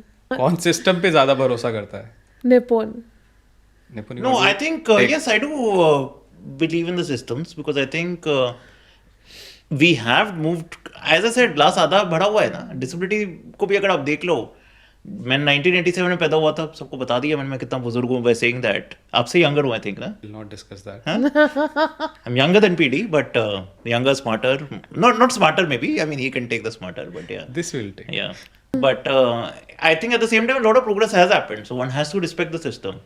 And I think any change has to be incremental change. So that's why you have to respect the system and work with the system to make that change rather than hoping for something drastic. No, I feel so. My view has changed. I used to be very much more trusting of the system. लेकिन मुझे लग रहा है कि system globally, ये सिर्फ भारत की स्थिति नहीं है, globally there is a movement towards shifting the system to suit interests. और ये हम देख रहे हैं, ये हम ज़्यादा देख रहे हैं. स्पेशली यूएस में ये बहुत हो रहा है कि आपका जो सिस्टम है वही, उसके रूल्स भी ऐसे सेट करे जा रहे हैं टू बेनिफिट फ्यू पीपल. और ये चीज़ें भारत में उतनी अभी नहीं है. It's much more in US. लेकिन अगर हम इसे आज सेफ गार्ड नहीं करेंगे, हम अगर ये नहीं देखेंगे कि we need these guardrails, we should be aware कि ऐसा यहाँ पे भी हो सकता है, तो यहाँ पर भी होना शुरू हो जाएगा. बट यूएस में तो ये आज ओपनली हो रहा है. And इसी उस पे कौन ज्यादा सीक्रेटली इमोशनल है? बता दी. सीक्रेटली कहा, मैं तो बस इमोशनल फुल हूँ. इमोशनल. Actually, तो हम दोनों emotional हैं. I mean, everybody is emotional. And if you're not emotional, you're ChatGPT. और ये दोनों, लास्ट सवाल वेरी इंपॉर्टेंट है, कौन ज्यादा ऑसम है? आई थिंक निपुण. And this is specifically for both of you. कौन 2047 में भी लड़ रहा होगा? I don't think बता दिया, हमें दोनों लड़े बिना जी सकते हैं. Yeah. हमारे खून में लड़ना है. I know. डिप्रेशन में आ जाएंगे अगर हम लड़ने लग जाए वैसे तो. बट आई एम होपिंग कि हम लड़ नहीं रहे होंगे. आई होप कि हम लोग के पास 2047 तक इतनी डिसीजन मेकिंग पावर होगी कि जो किसी और को लड़ाई, बोलेंगे लड़ने के लिए. नहीं कि जो लड़ाई हम अभी लड़ रहे हैं उस पावर से, उस चाहे वो नॉलेज हो, बिकॉज नॉलेज इज़ पावर, और अपनी नॉलेज से आप जो डिसीजन मेकर्स हैं, जो पॉलिसी मेकर्स हैं, उनको नॉट ओनली इन्फ्लुएंस लेकिन गाइड कर सकते हैं. तो आई होप कि बाय दैट टाइम हम इतने सीनियर हों, हमारी इतनी अच्छी नॉलेज हो, हमारा इतना अच्छा एक्सपीरियंस हो कि पॉलिसी मेकर्स आएँ और वो कहें नहीं, आप हमें गाइड करिए. मैं ये क्वेश्चन थोड़ा डिफरेंटली आंसर करूंगा. मैं ये बोलना चाहूँगा कि आई होप कि हम लड़ते रहेंगे because I also feel that progress is not a static destination, but it is a journey. या. And I'm hoping 2047 tak situation, India will be a way better country than it is today. But at that time, PD will have a podcast with जहाँ हर episode millions of views में जाएगा और हम वापस वहाँ बैठ के बात कर रहे होंगे कि 2072 तक इंडिया कहाँ होना चाहिए. नेट जीरो की बातें कर रहे होंगे. Exactly. नेट जीरो की तो हमें अभी बात करनी चाहिए. We would have achieved that by that time. Yeah. So tell me now, so Mithali and Nipun, कि आप दोनों एक्चुअल लाइफ में अभी क्या कर रहे हैं? The foundations we have heard that you run, but वो exactly कैसे काम कर रही है and what impact you have shown in last 5 years? So actually, मुझे तो लगा कि I would characterize myself as a accidental entrepreneur. कि मतलब मैंने कभी सोचा नहीं था कि I would be running my own think tank. तो मेरा, जब मैं छोटी थी, मेरा हमेशा एस्पिरेशन था कि मैं यूनाइटेड नेशंस में काम करूं, जस्ट बिकॉज वो बहुत ग्लैमरस लगता था ऑनेस्टली. और मेरा ये विश था कि हाँ, आई शुड गो थ्रू वो जो डिप्लोमेटिक क्यू होता है ना एयरपोर्ट पे, तो मतलब I should go through that queue. I've actually gone through once. हाँ, so have I now. But like उस टाइम में मेरा ये एम था कि I should be like in that queue. तो but of course you know things change along the way and मैंने economics pursue किया और मैंने इनफैक्ट यूनाइटेड नेशंस ज्वाइन भी किया. It was my first job to work in UN Women in New York. Just as soon as I came out of London School of Economics, that was my first job. वहाँ जब मैंने 1 साल almost काम किया, मैंने बहुत कुछ सीखा. It was a really good experience वहाँ पे काम करना. लेकिन और मुझे वहाँ पे परमानेंट जॉब ऑफ़र हो रही थी, लेकिन मैंने वो नहीं ली.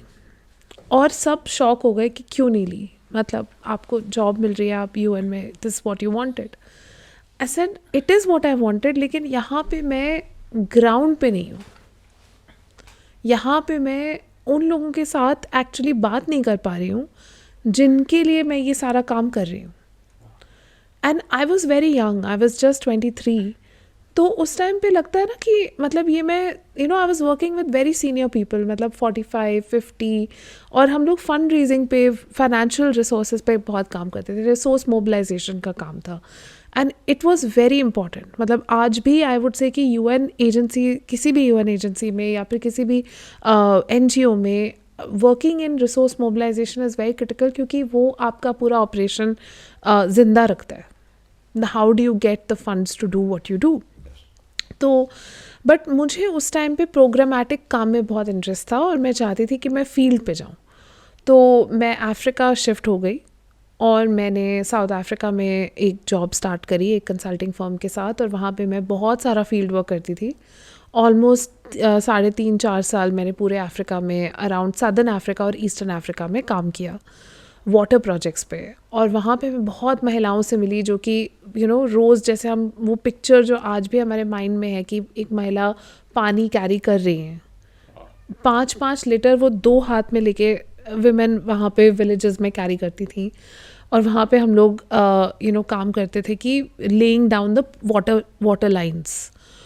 तब मुझे एक इंफ्रास्ट्रक्चर में इंटरेस्ट आया, क्योंकि पहले तो जब आप इकोनॉमिक्स पढ़ रहे होते हो, you might think of budget, you might think of data work. लेकिन जब मैंने फील्ड पे देखा कि इंफ्रास्ट्रक्चर का एक ट्रांसफॉर्मेटिव इम्पैक्ट होता है लोगों पर, तो तब मैंने कहा कि हाँ, I want to work in my life on infrastructure development, क्योंकि इससे जेन्युइनली लोगों की लाइफ एकदम चेंज हो रही है. पानी आ रहा है या नहीं आ रहा है, रोड है या नहीं है, बिजली है या नहीं है. इससे ये बेसिक चीज़ें, बिजली, सड़क, पानी जो हम कहते हैं, ये आज भी उतनी ही इम्पॉर्टेंट है. इसमें ऑफकोर्स 3-4 और इंफ्रास्ट्रक्चर सब ऐड हो गए. फिर मैं भारत वापस आई अराउंड 2016-17 और मैंने PwC में थोड़े टाइम काम किया. फिर मैंने एशियन डेवलपमेंट बैंक ज्वाइन किया. वहाँ पर हमने बहुत सारे प्रोग्राम्स करे इंफ्रास्ट्रक्चर के. फिर मैंने वर्ल्ड बैंक में काम किया. और ये सब जब मैंने कर लिया तो एक पॉइंट आया कि बट अपना कुछ करते हैं. तो मैंने थोड़े थोड़े फ्रीलांसिंग ऐसे प्रोजेक्ट्स करने शुरू करे. मुझे एक ऑफ़र आया तब कि आप एक किताब लिखिए on women in the workforce. मैंने उस टाइम तक जेंडर पे कोई रिसर्च नहीं की थी. मेरा सारा काम इंडस्ट्रियल कॉरिडोर्स और इंफ्रास्ट्रक्चर पे और ग्रीन इंफ्रास्ट्रक्चर पे भी ज़्यादा काम था. जेंडर पे मैंने 2017 तक बेसिकली कोई काम करा ही नहीं था. बट फिर भी मुझे किसी ने बोला कि आप इकोनॉमिस्ट हैं तो आप इस लेंस से विमेन इन द वर्कफोर्स के बारे में लिखिए. तो मैंने डेटा को स्टडी करना शुरू करा और तब मुझे समझ में आया, जो कि बहुत सारी फेमिनिस्ट इकोनॉमिस्ट उस टाइम तक लिख रही थी, जैसे अश्विनी देशपांडे हैं, रोज़ा इब्राहिम है, वो उन्होंने इतना काम किया है और वो they used to write about it कि भारत की महिलाएं वर्कफोर्स में नहीं हैं. तो जब मैंने डेटा को स्टडी किया तो मैंने 1955 से लेकर 2017 का एक टाइम सीरीज़ बनाया और उसमें एक बहुत इंटरेस्टिंग ट्रेंड आया. वो था कि 1955 में 54% of India's women were in the workforce. 54% of the Indian women were in the workforce. और 2017 में वो नंबर गिर के 23% हो गया था. तो ओवर दिस हिस्टोरिकल पीरियड ऐसा क्यों हुआ? उस टाइम पर मुझे ये रियलाइज़ हुआ कि इसके ऊपर बहुत कम लोग काम कर रहे हैं. सम वेरी ग्रेट एकेडमिक्स, लेकिन जो हमारा ये सेक्टर है, डेवलपमेंट सेक्टर, जो जैसे वर्ल्ड बैंक, ADB वगैरह में और गवर्नमेंट में भी, उसमें प्रैक्टिशनर्स बहुत कम है जो इस पर काम कर रहे हैं, टू अंडरस्टैंड वाई। तो तब मैंने अपना थिंक टैंक स्टार्ट किया अराउंड 2019-2020, तब कोविड भी हो गया। और कोविड के टाइम पर हमारे थिंक टैंक में मेरे What is the pass name of the think tank? Nikkor Associates. So our think tank is called Nikkor Associates, and Covid के टाइम पर एक्चुअली हम सबसे ज़्यादा एक्टिव हो गए, क्योंकि मेरे पास ऑलमोस्ट उस टाइम पे 70 यंग विमेन हमारे साथ इंटर्नशिप पर थी अक्रॉस द कंट्री, और वो हमारे साथ फील्ड वर्क वर्चुअली करती थी अपने सिटी में, अपने एरियाज़ में, अपने स्टेट्स में, ये पता करने के लिए कि कोविड महिलाओं को कैसे इम्पैक्ट कर रहा है। क्योंकि हमारे अलावा उस टाइम पर आई थिंक 2 या 3 और संस्थाएं ही थीं जो कि एक्चुअली कंटिन्यूअस रिसर्च कर रही थी कि महिलाओं को कोविड के दौरान क्या बेनिफिट्स मिल रहे हैं, क्या सपोर्ट मिल रहा है, क्या उनकी इश्यूज़ हैं। और जब हम सब ने होम बाउंड अभी रिसेंटली देखी होगी, एक फ़िल्म है, और उस टाइम पे हमने ये भी देखा होगा कि बहुत सारे मतलब एक वो उसमें फ़िल्म में भी मुझे ये लगता है कि एक मेल पर्सपेक्टिव है, लेकिन जो फीमेल पर्सपेक्टिव है जो महिलाओं के साथ हो रहा था, बहुत सारी महिलाएं वापस गईं जब वो माइग्रेंट्स सारे वापस जा रहे थे, लेकिन वो महिलाएं आज तक वापस नहीं आई हैं। हम लोग काफ़ी महिलाओं के टच में हैं और उन्हें अब मतलब एक परमानेंट शिफ्ट हो गया है उनका कि वो वापस एग्रीकल्चर में चली गई हैं और अब वापस शहरों में आना नहीं चाहती हैं। तो उस टाइम पे भी हमने देखा कि लेबर फोर्स पार्टिसिपेशन में थोड़ा रिडक्शन हो रहा था। फिर अब वापस हम देख रहे हैं नंबर्स बढ़ रहे हैं, लेकिन वो नंबर्स एग्रीकल्चर की वजह से ही बढ़ रहे हैं। अर्बन एम्प्लॉयमेंट अभी भी महिलाओं की उतनी बढ़ी नहीं है। ये काम करने के लिए मुझे एक टीम की बहुत आवश्यकता थी और रिसर्च हमने स्टार्ट करी और हमने थिंक टैंक सेटअप किया। इन 5 सालों में हमारे थिंक टैंक ने पूरी तरह से जेंडर मेन स्ट्रीमिंग को एक फोकस एरिया बना के हर सेक्टर में हम लेके जाते हैं। तो चाहे वो केयर इकोनॉमी हो, जिसके बारे में मैंने आई थिंक 2-3 बार बात करी कि महिलाएं जो हैं सारा घर का काम करती हैं, ये तो एक फैक्ट है, लेकिन इसके लिए जैसे आपने कहा ब्लूप्रिंट क्या है, तो हमने मिनिस्ट्री ऑफ विमेन के साथ और नीति आयोग के साथ और CII के साथ मिलके और कर्मण्या काउंसिल के साथ मिलके एक नेशनल केयर इकोनॉमी स्ट्रैटेजी बनाई है जो कि अब इम्प्लीमेंट हो रही है।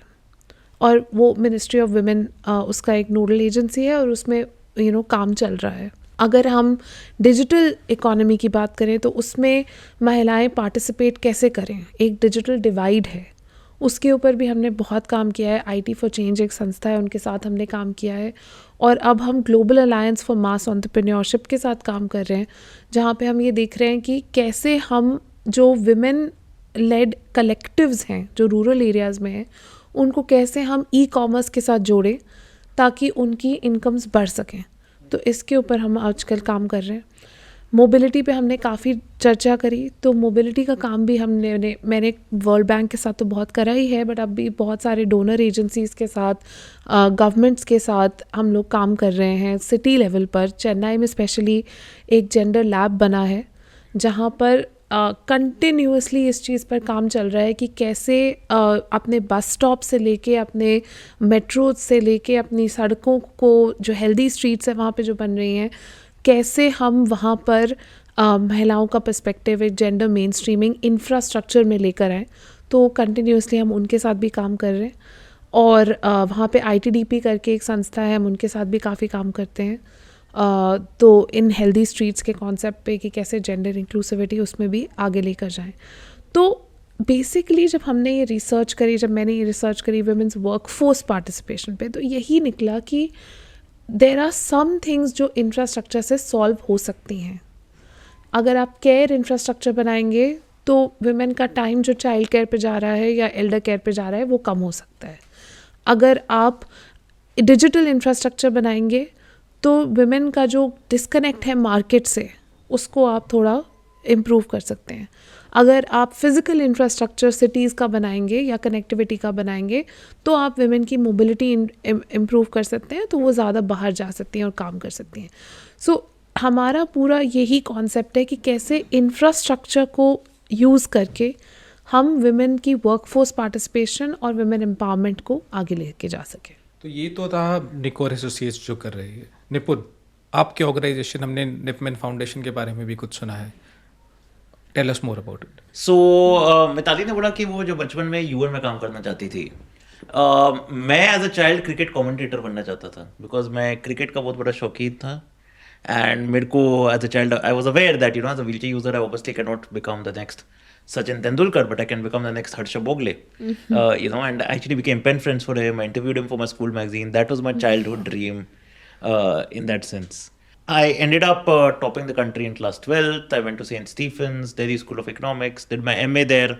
And जब मैं अपना MA कर रहा था तब मैं काफ़ी प्लेसमेंट्स के लिए बैठा और जब मैं जॉब प्लेसमेंट्स लिए बैठा मैंने काफ़ी डिस्क्रिमिनेशन देखी जो पर्सन्स विद डिसेबिलिटीज फेस करते थे और आज भी फेस करते हैं बिकॉज मैं ये स्टोरीज अभी भी सुनता हूँ including companies that say that you no हम टेस्ट करना चाहते हैं कि निपुण आप 8 घंटे व्हीलचेयर में बैठ सकते हो क्या एंड मैं तब इतना कॉन्फिडेंट नहीं था शायद जितना आज हूँ क्योंकि मेरे को तो बोलना चाहिए था कि आप अपनी कुर्सी में 8 घंटे नहीं बैठ पाओगे बट मैं तो अपनी व्हीलचेयर में 16 घंटे भी बैठ सकता हूँ because that's how I live there were other companies that said that you know we don't believe your CV principal से लेटर लाओ इतना अच्छा सीवी हो नहीं सकता somebody with such a disability का there are companies that rejected me because their friend said that हमारा कोई डिसेबल फ्रेंडली टॉयलेट नहीं है और कल आप हमारे ऊपर केस कर दोगे तो बेटर है कि हम आपको रखें ही ना ऐसी कई तरीके की डिस्क्रिमिनेशन मुझे फेस करनी पड़ी जिसके कारण मैंने 2012 में फिर अपनी माँ के साथ निपन फाउंडेशन शुरू की जो पर्सन विद डिसेबिलिटीज़ और उनके एटीट्यूड चेंज में काम करने के लिए हमारा मेन फोकस यही था कि how do we change the demand side when it comes to employment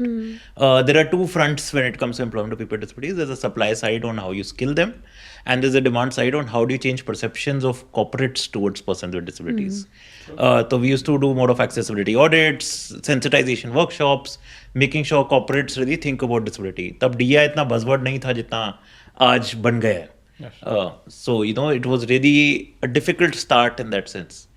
2015 में एक और टर्निंग पॉइंट आया मेरी लाइफ में when there was this one restaurant that did not allow me in saying that हमारा माहौल खराब हो जाएगा अगर हम आपको अलाउ ना करें. एंड मैंने अपनी व्हीलचेयर अंदर लेके जाने की कोशिश की उन्होंने मेरी व्हीलचेयर को खींच के बाहर निकाल दिया I was extremely humiliated and actually sent out a tweet about that which started trending on Twitter and it led to a national movement in that sense I worked after that with Zomato to add wheelchair access filters to restaurants तो अगर आप जोमेटो की app पे जाओ आप देख पाओगे कि कौन सा रेस्टोरेंट एक्सेसिबल है कौन सा नहीं है एंड मेरे ख्याल से बहुत महत्वपूर्ण है because this is not only identifying which restaurants are accessible but it also incentivizes restaurants to become accessible so you know aggregators have a lot of power and Zomato को देखने के बाद ही Oyo Rooms, PVR, Book My Show, Insider.in others also started you know replicating this so Zomato really started a trend for others as well but this incident also made me realize that I need to start working more on the policy side and not just the employment side then I started writing a lot on disability, did a lot of cases. 2016 में when the Delhi government was buying buses that were not accessible, I actually took them to the Delhi High Court.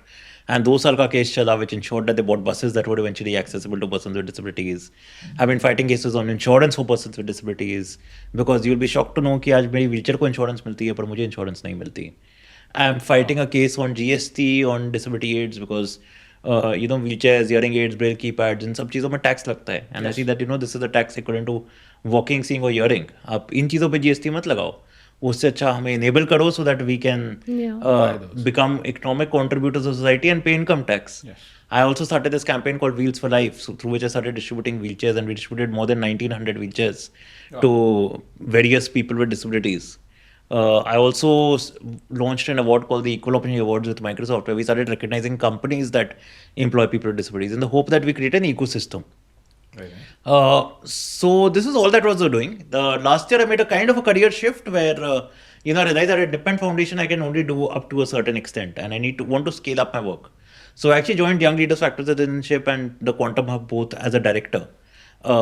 Their organizations run by 2 friends of mine who are also friends of Mitali's in fact and I'm also leading the disability vertical under these 2 firms where we are doing a lot more work on disability. For example हमने एक report लिखी on reasonable accommodations at the workplace जहाँ हमने 20 countries के laws analyse किए कि उनके reasonable accommodations का मतलब क्या होता है and why India reasonable accommodations has not taken off compared to other countries. So it was a comparative legal framework that we built and the Department of Empowerment of Persons with Disabilities and a lot of states have evaluated it and you know are reviewing it on how the Indian laws can be tweaked in that sense. I also am starting a fellowship called the Breaking Barriers Fellowship, where we are actually getting 10 young fellows as a pilot project into the Department of Empowerment of Persons with Disability, जो एक साल के लिए DEPWD में as fellows काम करेंगे और weekends पे उनको public policy classes दी जाएंगी हमसे around once or twice a month, and through that they'll become more active professionals who want to contribute to the disability sector, and DEPWD की भी capacity building हो जाएगी उसके through. And we want to actually take this to a lot of state governments as well and do the same thing at various states. We are also doing a lot of work on tech and disability. We are setting up inclusive working groups on technology. एक Access Point नाम का journal भी हमने शुरू किया है, through which we actually every second week we cover all disability news. Because what I realized is that disability news is so dispersed that people don't even come to know what's happening in the disease space. So if we can create a fortnightly newsletter where everything comes in together, including parliamentary questions, policies, laws, any kind of disability news in one particular place, इतने ज़्यादा लोगों को इतना ज़्यादा अच्छा impact आएगा. And मेरे को रूरल महाराष्ट्र से कल किसी का फ़ोन आया था कि थैंक यू सो मच, आप ये एक्सेस पॉइंट करते हो, हमें पता चलता है कि हमारे इस सेक्टर में क्या हो रहा है. So that is the outreach of access point as well.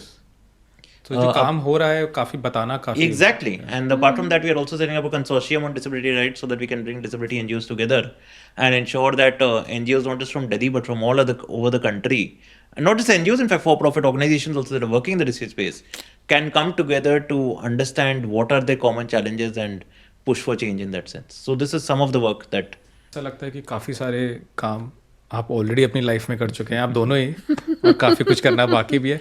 But life में कभी ऐसा लगा है कि मेरे पास थोड़ी और पावर होती तो ये मैं कर देता या कर देते? All the time. तो रोज ही लगता है. तो Every day.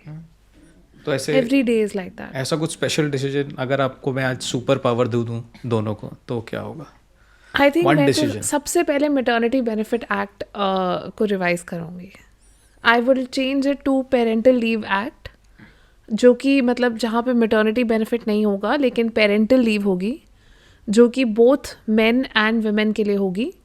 आप चूज़ कर सकते हैं कि 6 महीने की आपको पेरेंटल लीव मिल गई एज अ कपल. आप चूज़ करिए कि आपको महिला को लेना है, पुरुष को लेना है, दोनों को स्प्लिट करना है, जो भी करना है. ऐसा यूरोप में बहुत देशों में हो रहा है. बट ऐसा इंडिया में I think child care leave does exist only for government officials. Yes. And they take it mostly when the 10th and 12th boards happen. Yes, we've seen for their children. Yes. And it's again the women only taking it. Men, we have seen men also take that because I've seen personally where but वो ना सिर्फ government sector में. yes private sector में तो ऐसा कुछ है नहीं. True. और अनऑर्गेनाइज तो एनीवे हमारा 94% वर्कफोर्स तो वैसे भी अनऑर्गेनाइज्ड तरीके से चल रहा है. उनके लिए तो कुछ भी नहीं है. मैंने लास्ट मंथ ओनली मैंने एक डोमेस्टिक वर्कर को इंटरव्यू किया था. She is the secretary of the Delhi domestic workers association. तो उन्होंने मुझे ये बताया कि जब उनका 9th मंथ चल रहा था, मतलब 3rd ट्राइमेस्टर, एंड 15 डेज़ या 20 डेज़ बचे थे डिलीवरी के. मतलब शी डिडंट नो कि 15-20 डेज़ में हो जाएगा, but she was heavily pregnant. तब भी वो पोछा लगा रही थी, तब भी वो 3 फ्लोर क्लाइंब कर रही थी जहाँ पे जिस घर में वो काम करती थी. उन्होंने उनसे रिक्वेस्ट करी कि क्या आप मुझे 2 महीने की छुट्टी दे दीजिए, अभी मैं थोड़ा रेस्ट करना चाहती हूँ. आपको मैं आई विल कम बैक, मैं काम करूँगी, बस आप मेरी सैलरी मत बंद करिए. बस इतनी रिक्वेस्ट करी. तो उस फैमिली ने नहीं किया. एंड दे सेड कि हमें क्या पता आप वापस आएंगी या नहीं. अब द थिंग इज़, क्या आप उस फैमिली को ब्लेम कर सकते हैं? नॉट फुल्ली, क्योंकि उन्हें नहीं पता कि वो वापस आएंगे या नहीं. क्या आप उस महिला को ब्लेम कर सकते हैं? बिल्कुल भी नहीं, क्योंकि उनको तो रेस्ट की ज़रूरत है. आप इसमें किसको ब्लेम करेंगे? इसमें हम ब्लेम करेंगे गवर्नमेंट को कि आपने कोई भी इंश्योरेंस प्रोडक्ट नहीं बनाया है जो कि ये महिला जिसको कोई भी फाइनेंशियल अकाउंट का एक्सेस नहीं है, वो जाके एक अनएम्प्लॉयमेंट इंश्योरेंस या प्रेगनेंसी इंश्योरेंस या मैटर्निटी इंश्योरेंस खरीद सके. इफ़ शी इज़ अर्निंग, अगर वो डोमेस्टिक वर्कर हैं, उसके पास कुछ सेविंग्स भी हैं, वो ही उन्हीं सेविंग्स से वो इंश्योरेंस खरीद सकती हैं जो कि उसको पे आउट मिल जाए.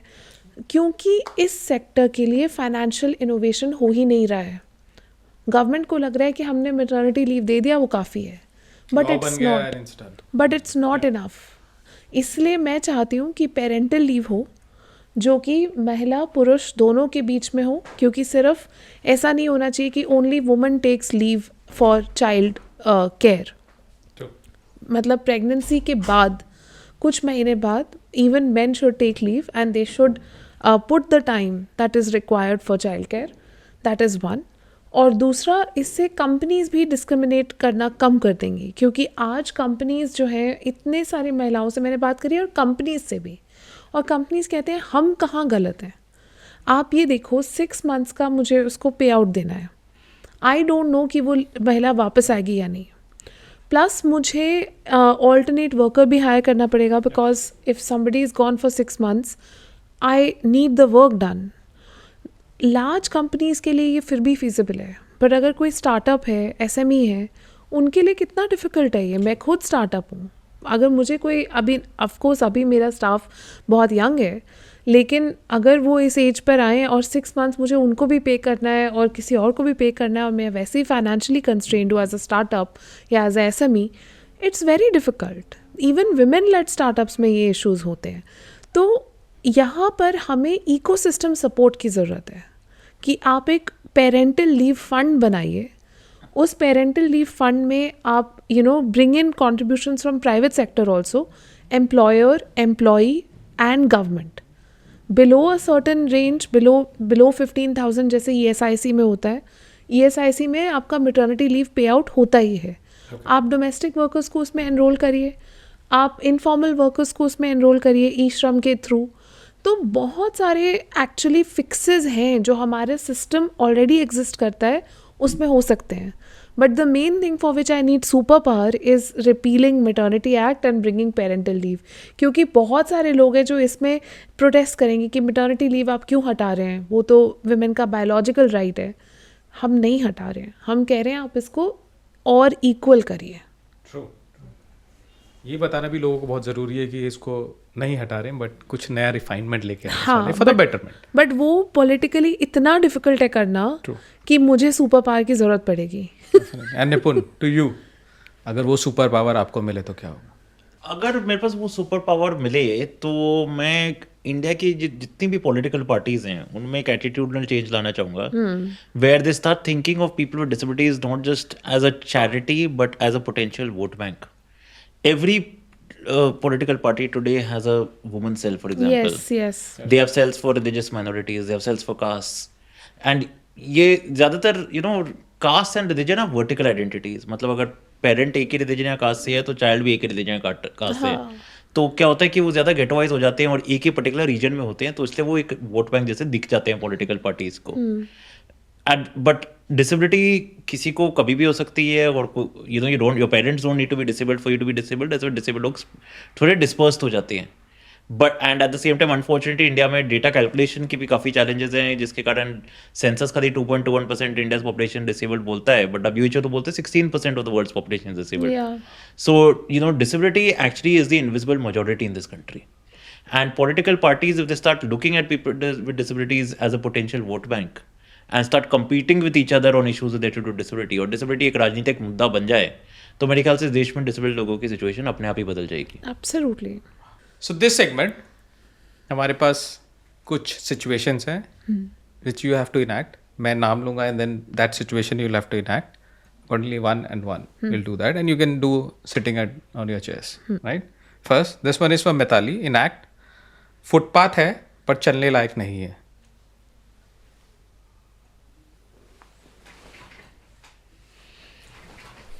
And then I'm walking on the road. You step down. निपुण, मेट्रो में रिजर्व सीट पे कोई और बैठा है।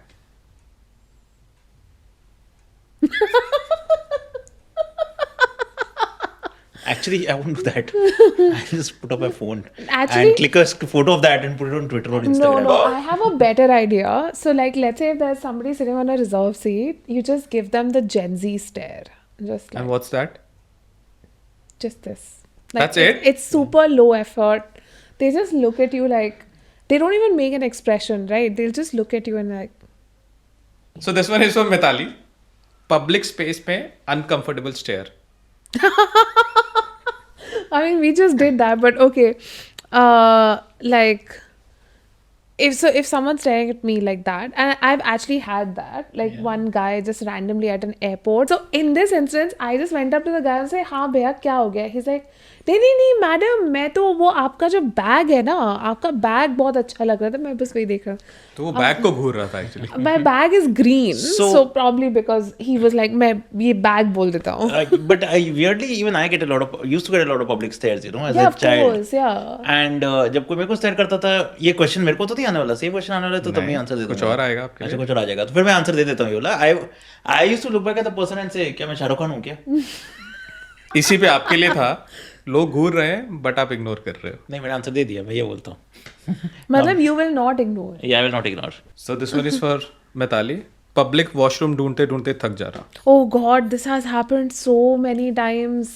So this is real life experience we'll This have it. is real life experience. अभी हम लोग क्या करे थे? We had gone to one city, I'll not name the city, and हम वहाँ पे gender audit कर रहे थे. तो gender audit हम करते हैं like very often in public spaces, and to see कि you know washroom है या नहीं, care facilities हैं या नहीं, lighting है या नहीं, मतलब all the different you know parameters जिससे पता चलता है कि is that space fit for use by a woman or not. Of course disability audit भी बहुत important है, और अब अपने काम में थोड़ा थोड़ा universal accessibility features भी हम लोग लेकर आ रहे हैं जितना हमें समझ में आता है using a lot of the work Nipun has done. तो हमने देखा, मतलब मैं और मेरी टीम घूम रहे हैं, लाइक कहाँ है, यहाँ तो उन्होंने बोला था वॉशरूम यहीं पे है. 5 मिनट घूम लिया, we are in this bus station, मिल ही नहीं रहे. Then we finally went to the end of the corridor, वहाँ पे जाके वो दैट वॉशरूम वॉज देयर, और वो वॉशरूम इतना dirty, my God. I was like, मतलब आई नो कि पब्लिक स्पेसेस में वॉशरूम्स डर्टी होते हैं, it's something we have grown up with, right, कि ऐसा ही होता है. But that was beyond. मतलब लेकिन it is also a positive. There's a positive incident also. I was positive in everything. नहीं बट है. Optimistic. हाँ, बट एक्चुअली अभी रिसेंटली हुआ मेरे साथ. I was coming back from Pantnagar और मेरी फ़्लाइट कैंसिल हो गई because IndiGo crisis was going on. तो मैं रास्ते में थी and we stopped at a dhaba. उस ढाबे में, I mean again when we were growing up, तो हम रोड ट्रिप पे जाते तो we knew that washroom is gonna be very bad. उस ढाबे में there was a 5-star washroom with 2 lady attendants जो कि कॉन्स्टेंटली क्लीनिंग कर रही थी, and it was like beautiful. मतलब मिरर्स और यू नो बिल्कुल येलो लाइटिंग और रोजेज और सैनिटरी प्रोडक्ट्स. मतलब उस वॉशरूम में आप इमेजिन नहीं कर सकते, everything was there. And I was like, this is a highway, और यहाँ पे इस ढाबे में उन्होंने ये अटैच किया हुआ है. And that shows you what happens when you have public private partnerships, क्योंकि वो फैसिलिटी थोड़ी बहुत गवर्नमेंट के लैंड पे बनी हुई थी लेकिन उसको प्राइवेट कंपनी मेंटेन कर रही थी. And that changes everything because everyone was stopping at that facility as oppose to other options, क्योंकि उनको पता था कि वहाँ का वॉशरूम अच्छा है. So the economics can bring public washroom to public private partnerships. Yes. So निपुण के लिए था, and it's not specifically to you, but yeah ramp है पर स्लोप थोड़ा इम्पॉसिबल है. What's the reaction that you give? ये तो रोज ही देखते हैं. रोज, every day. Okay, this has become usual for This you. has become an unfortunate reality, and instead of just taking a wheelchair up the ramp, I might need 1 or 2 people to help me up Yeah. because of that. But optimal ramp तो मिलता ही कहाँ है? So I mean, but there are terrible ramps. There are bad ramps and there are terrible ramps. Yeah. Oh wow. The terrible ramps are the ones where obviously मैं जा भी नहीं पाता क्योंकि वो तो इतने माउंट एवरेज इतना Yeah. incline होता है. Actually incline is supposed to be 1:12, but it's very difficult to find a ramp in India which really follows that incline. So diverting to Mitali, bechara bechari look for you. I don't think I've ever got that. But if I'll do it to you. Again, You the role play. ये क्या है? I'm so sorry, Vitali. Yeah, that would be my reaction. Just gender में funding कम हो रही है. Sorry. oh, यार. You should have asked her. Gender में जब फंडिंग कम हो जाती है तो क्या लुक होता है तुम्हारा? That would have been I the right know thing. that would be Yeah. like This is the bechari look Yeah, that we exactly. needed. आप this कोई- is not यार the question तो बिल्कुल बनवाती है आप. this is the or it be like oh. And this one is to Nipun. आप बोलना चाहते हैं बट माइक नहीं है. मेरे को लगता है आपको कि माइक की जरूरत है. He will start. Mike will come. And this is the final one. Thank you बोल बोल के अब थक गए हैं.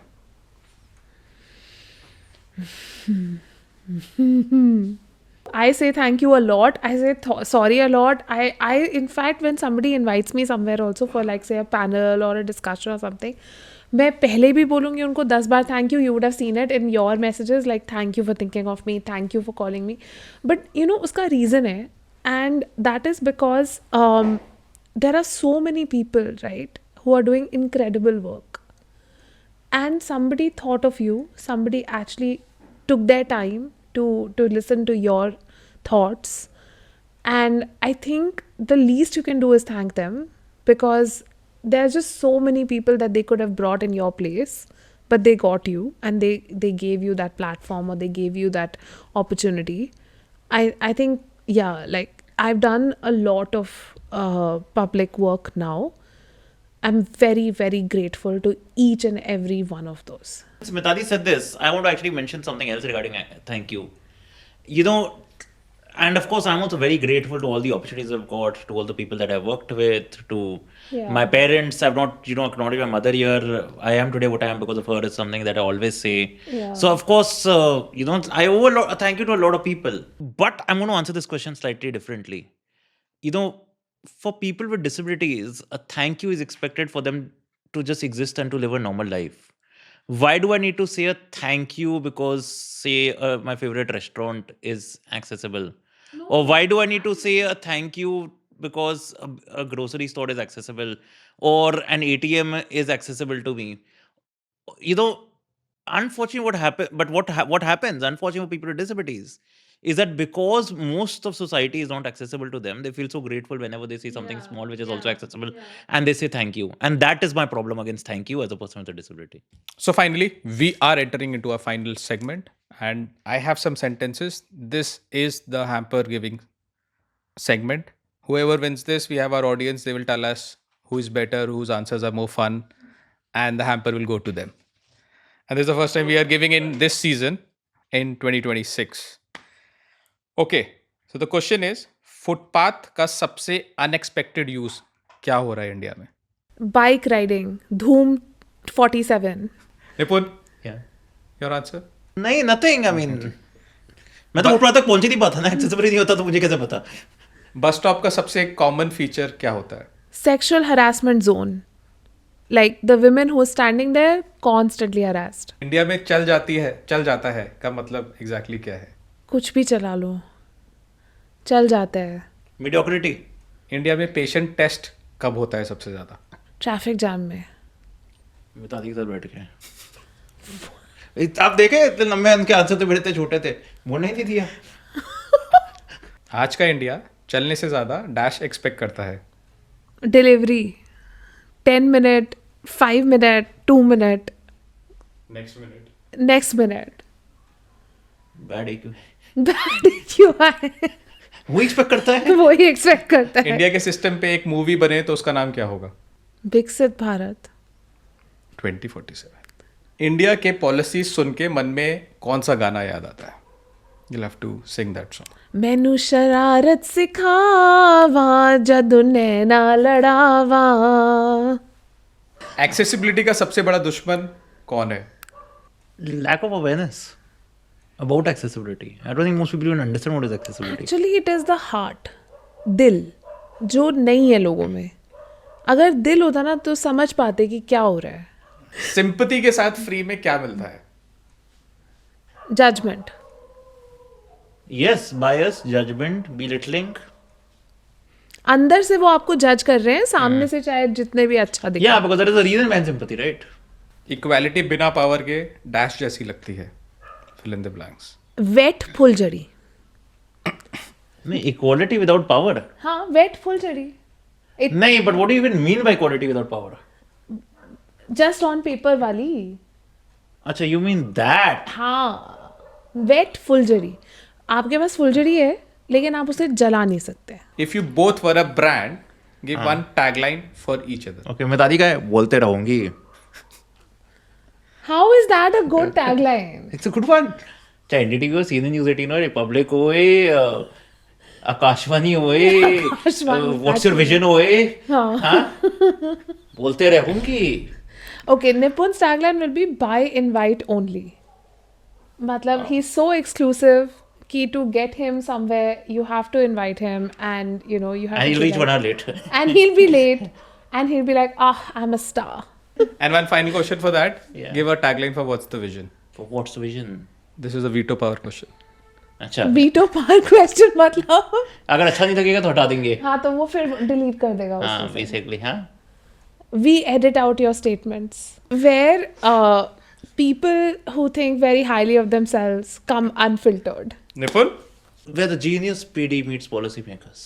Yeah, that's actually very cool. Yeah. So we have a clear winner today. I think Mithali Nigor wins this hamper. Nipun, your answers were great, but Mithali ने But I काफी won अच्छे silver answer medal, दिए. yeah. I won silver medal. That is great. और मेरे But the pass gold, gold है. but only the gold medalists will get the What's the Vision hamper today. Yay! So Mithali, this one's for you. Thank you.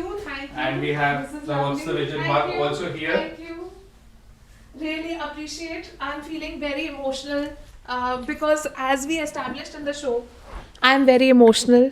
तो ये you know इस hamper के बाद भी मुझे बहुत emotional लग रहा है. And I'm very excited for all the cookies and goodies that are there in this hamper. And the mug. And the mug, of course. I want to say, I want to dedicate this hamper to a few people. Of course, Nipun is the first person that I want to dedicate this hamper to because. But you're not giving it to him. No, But you're I'm just dedicating dedicating it to him. But it's okay. I will take him for tea after this. So it's fine. But I want to dedicate why? Because Nipun made me understand for first time. I met him when I think I was 17 or 18. And my whole life, I have grown up understanding what it means to be somebody who can't access some spaces. Like even Khan Market, we could not make a plan to go there. It was such a, It's never gone there together. we've never gone there because we can't go there. And so many places because I learned that from him and I don't think I would be so empathetic if he was not in my life. I want to then also dedicate this to my husband, who is the love of my life and will be watching this podcast in full till this point. Thank you for watching this episode of What's the Vision. We want a favor from you. Do subscribe and follow this channel, What's the Vision. We'll keep bringing visionaries like them again and again for this episode. Till the time we meet again. Thank you.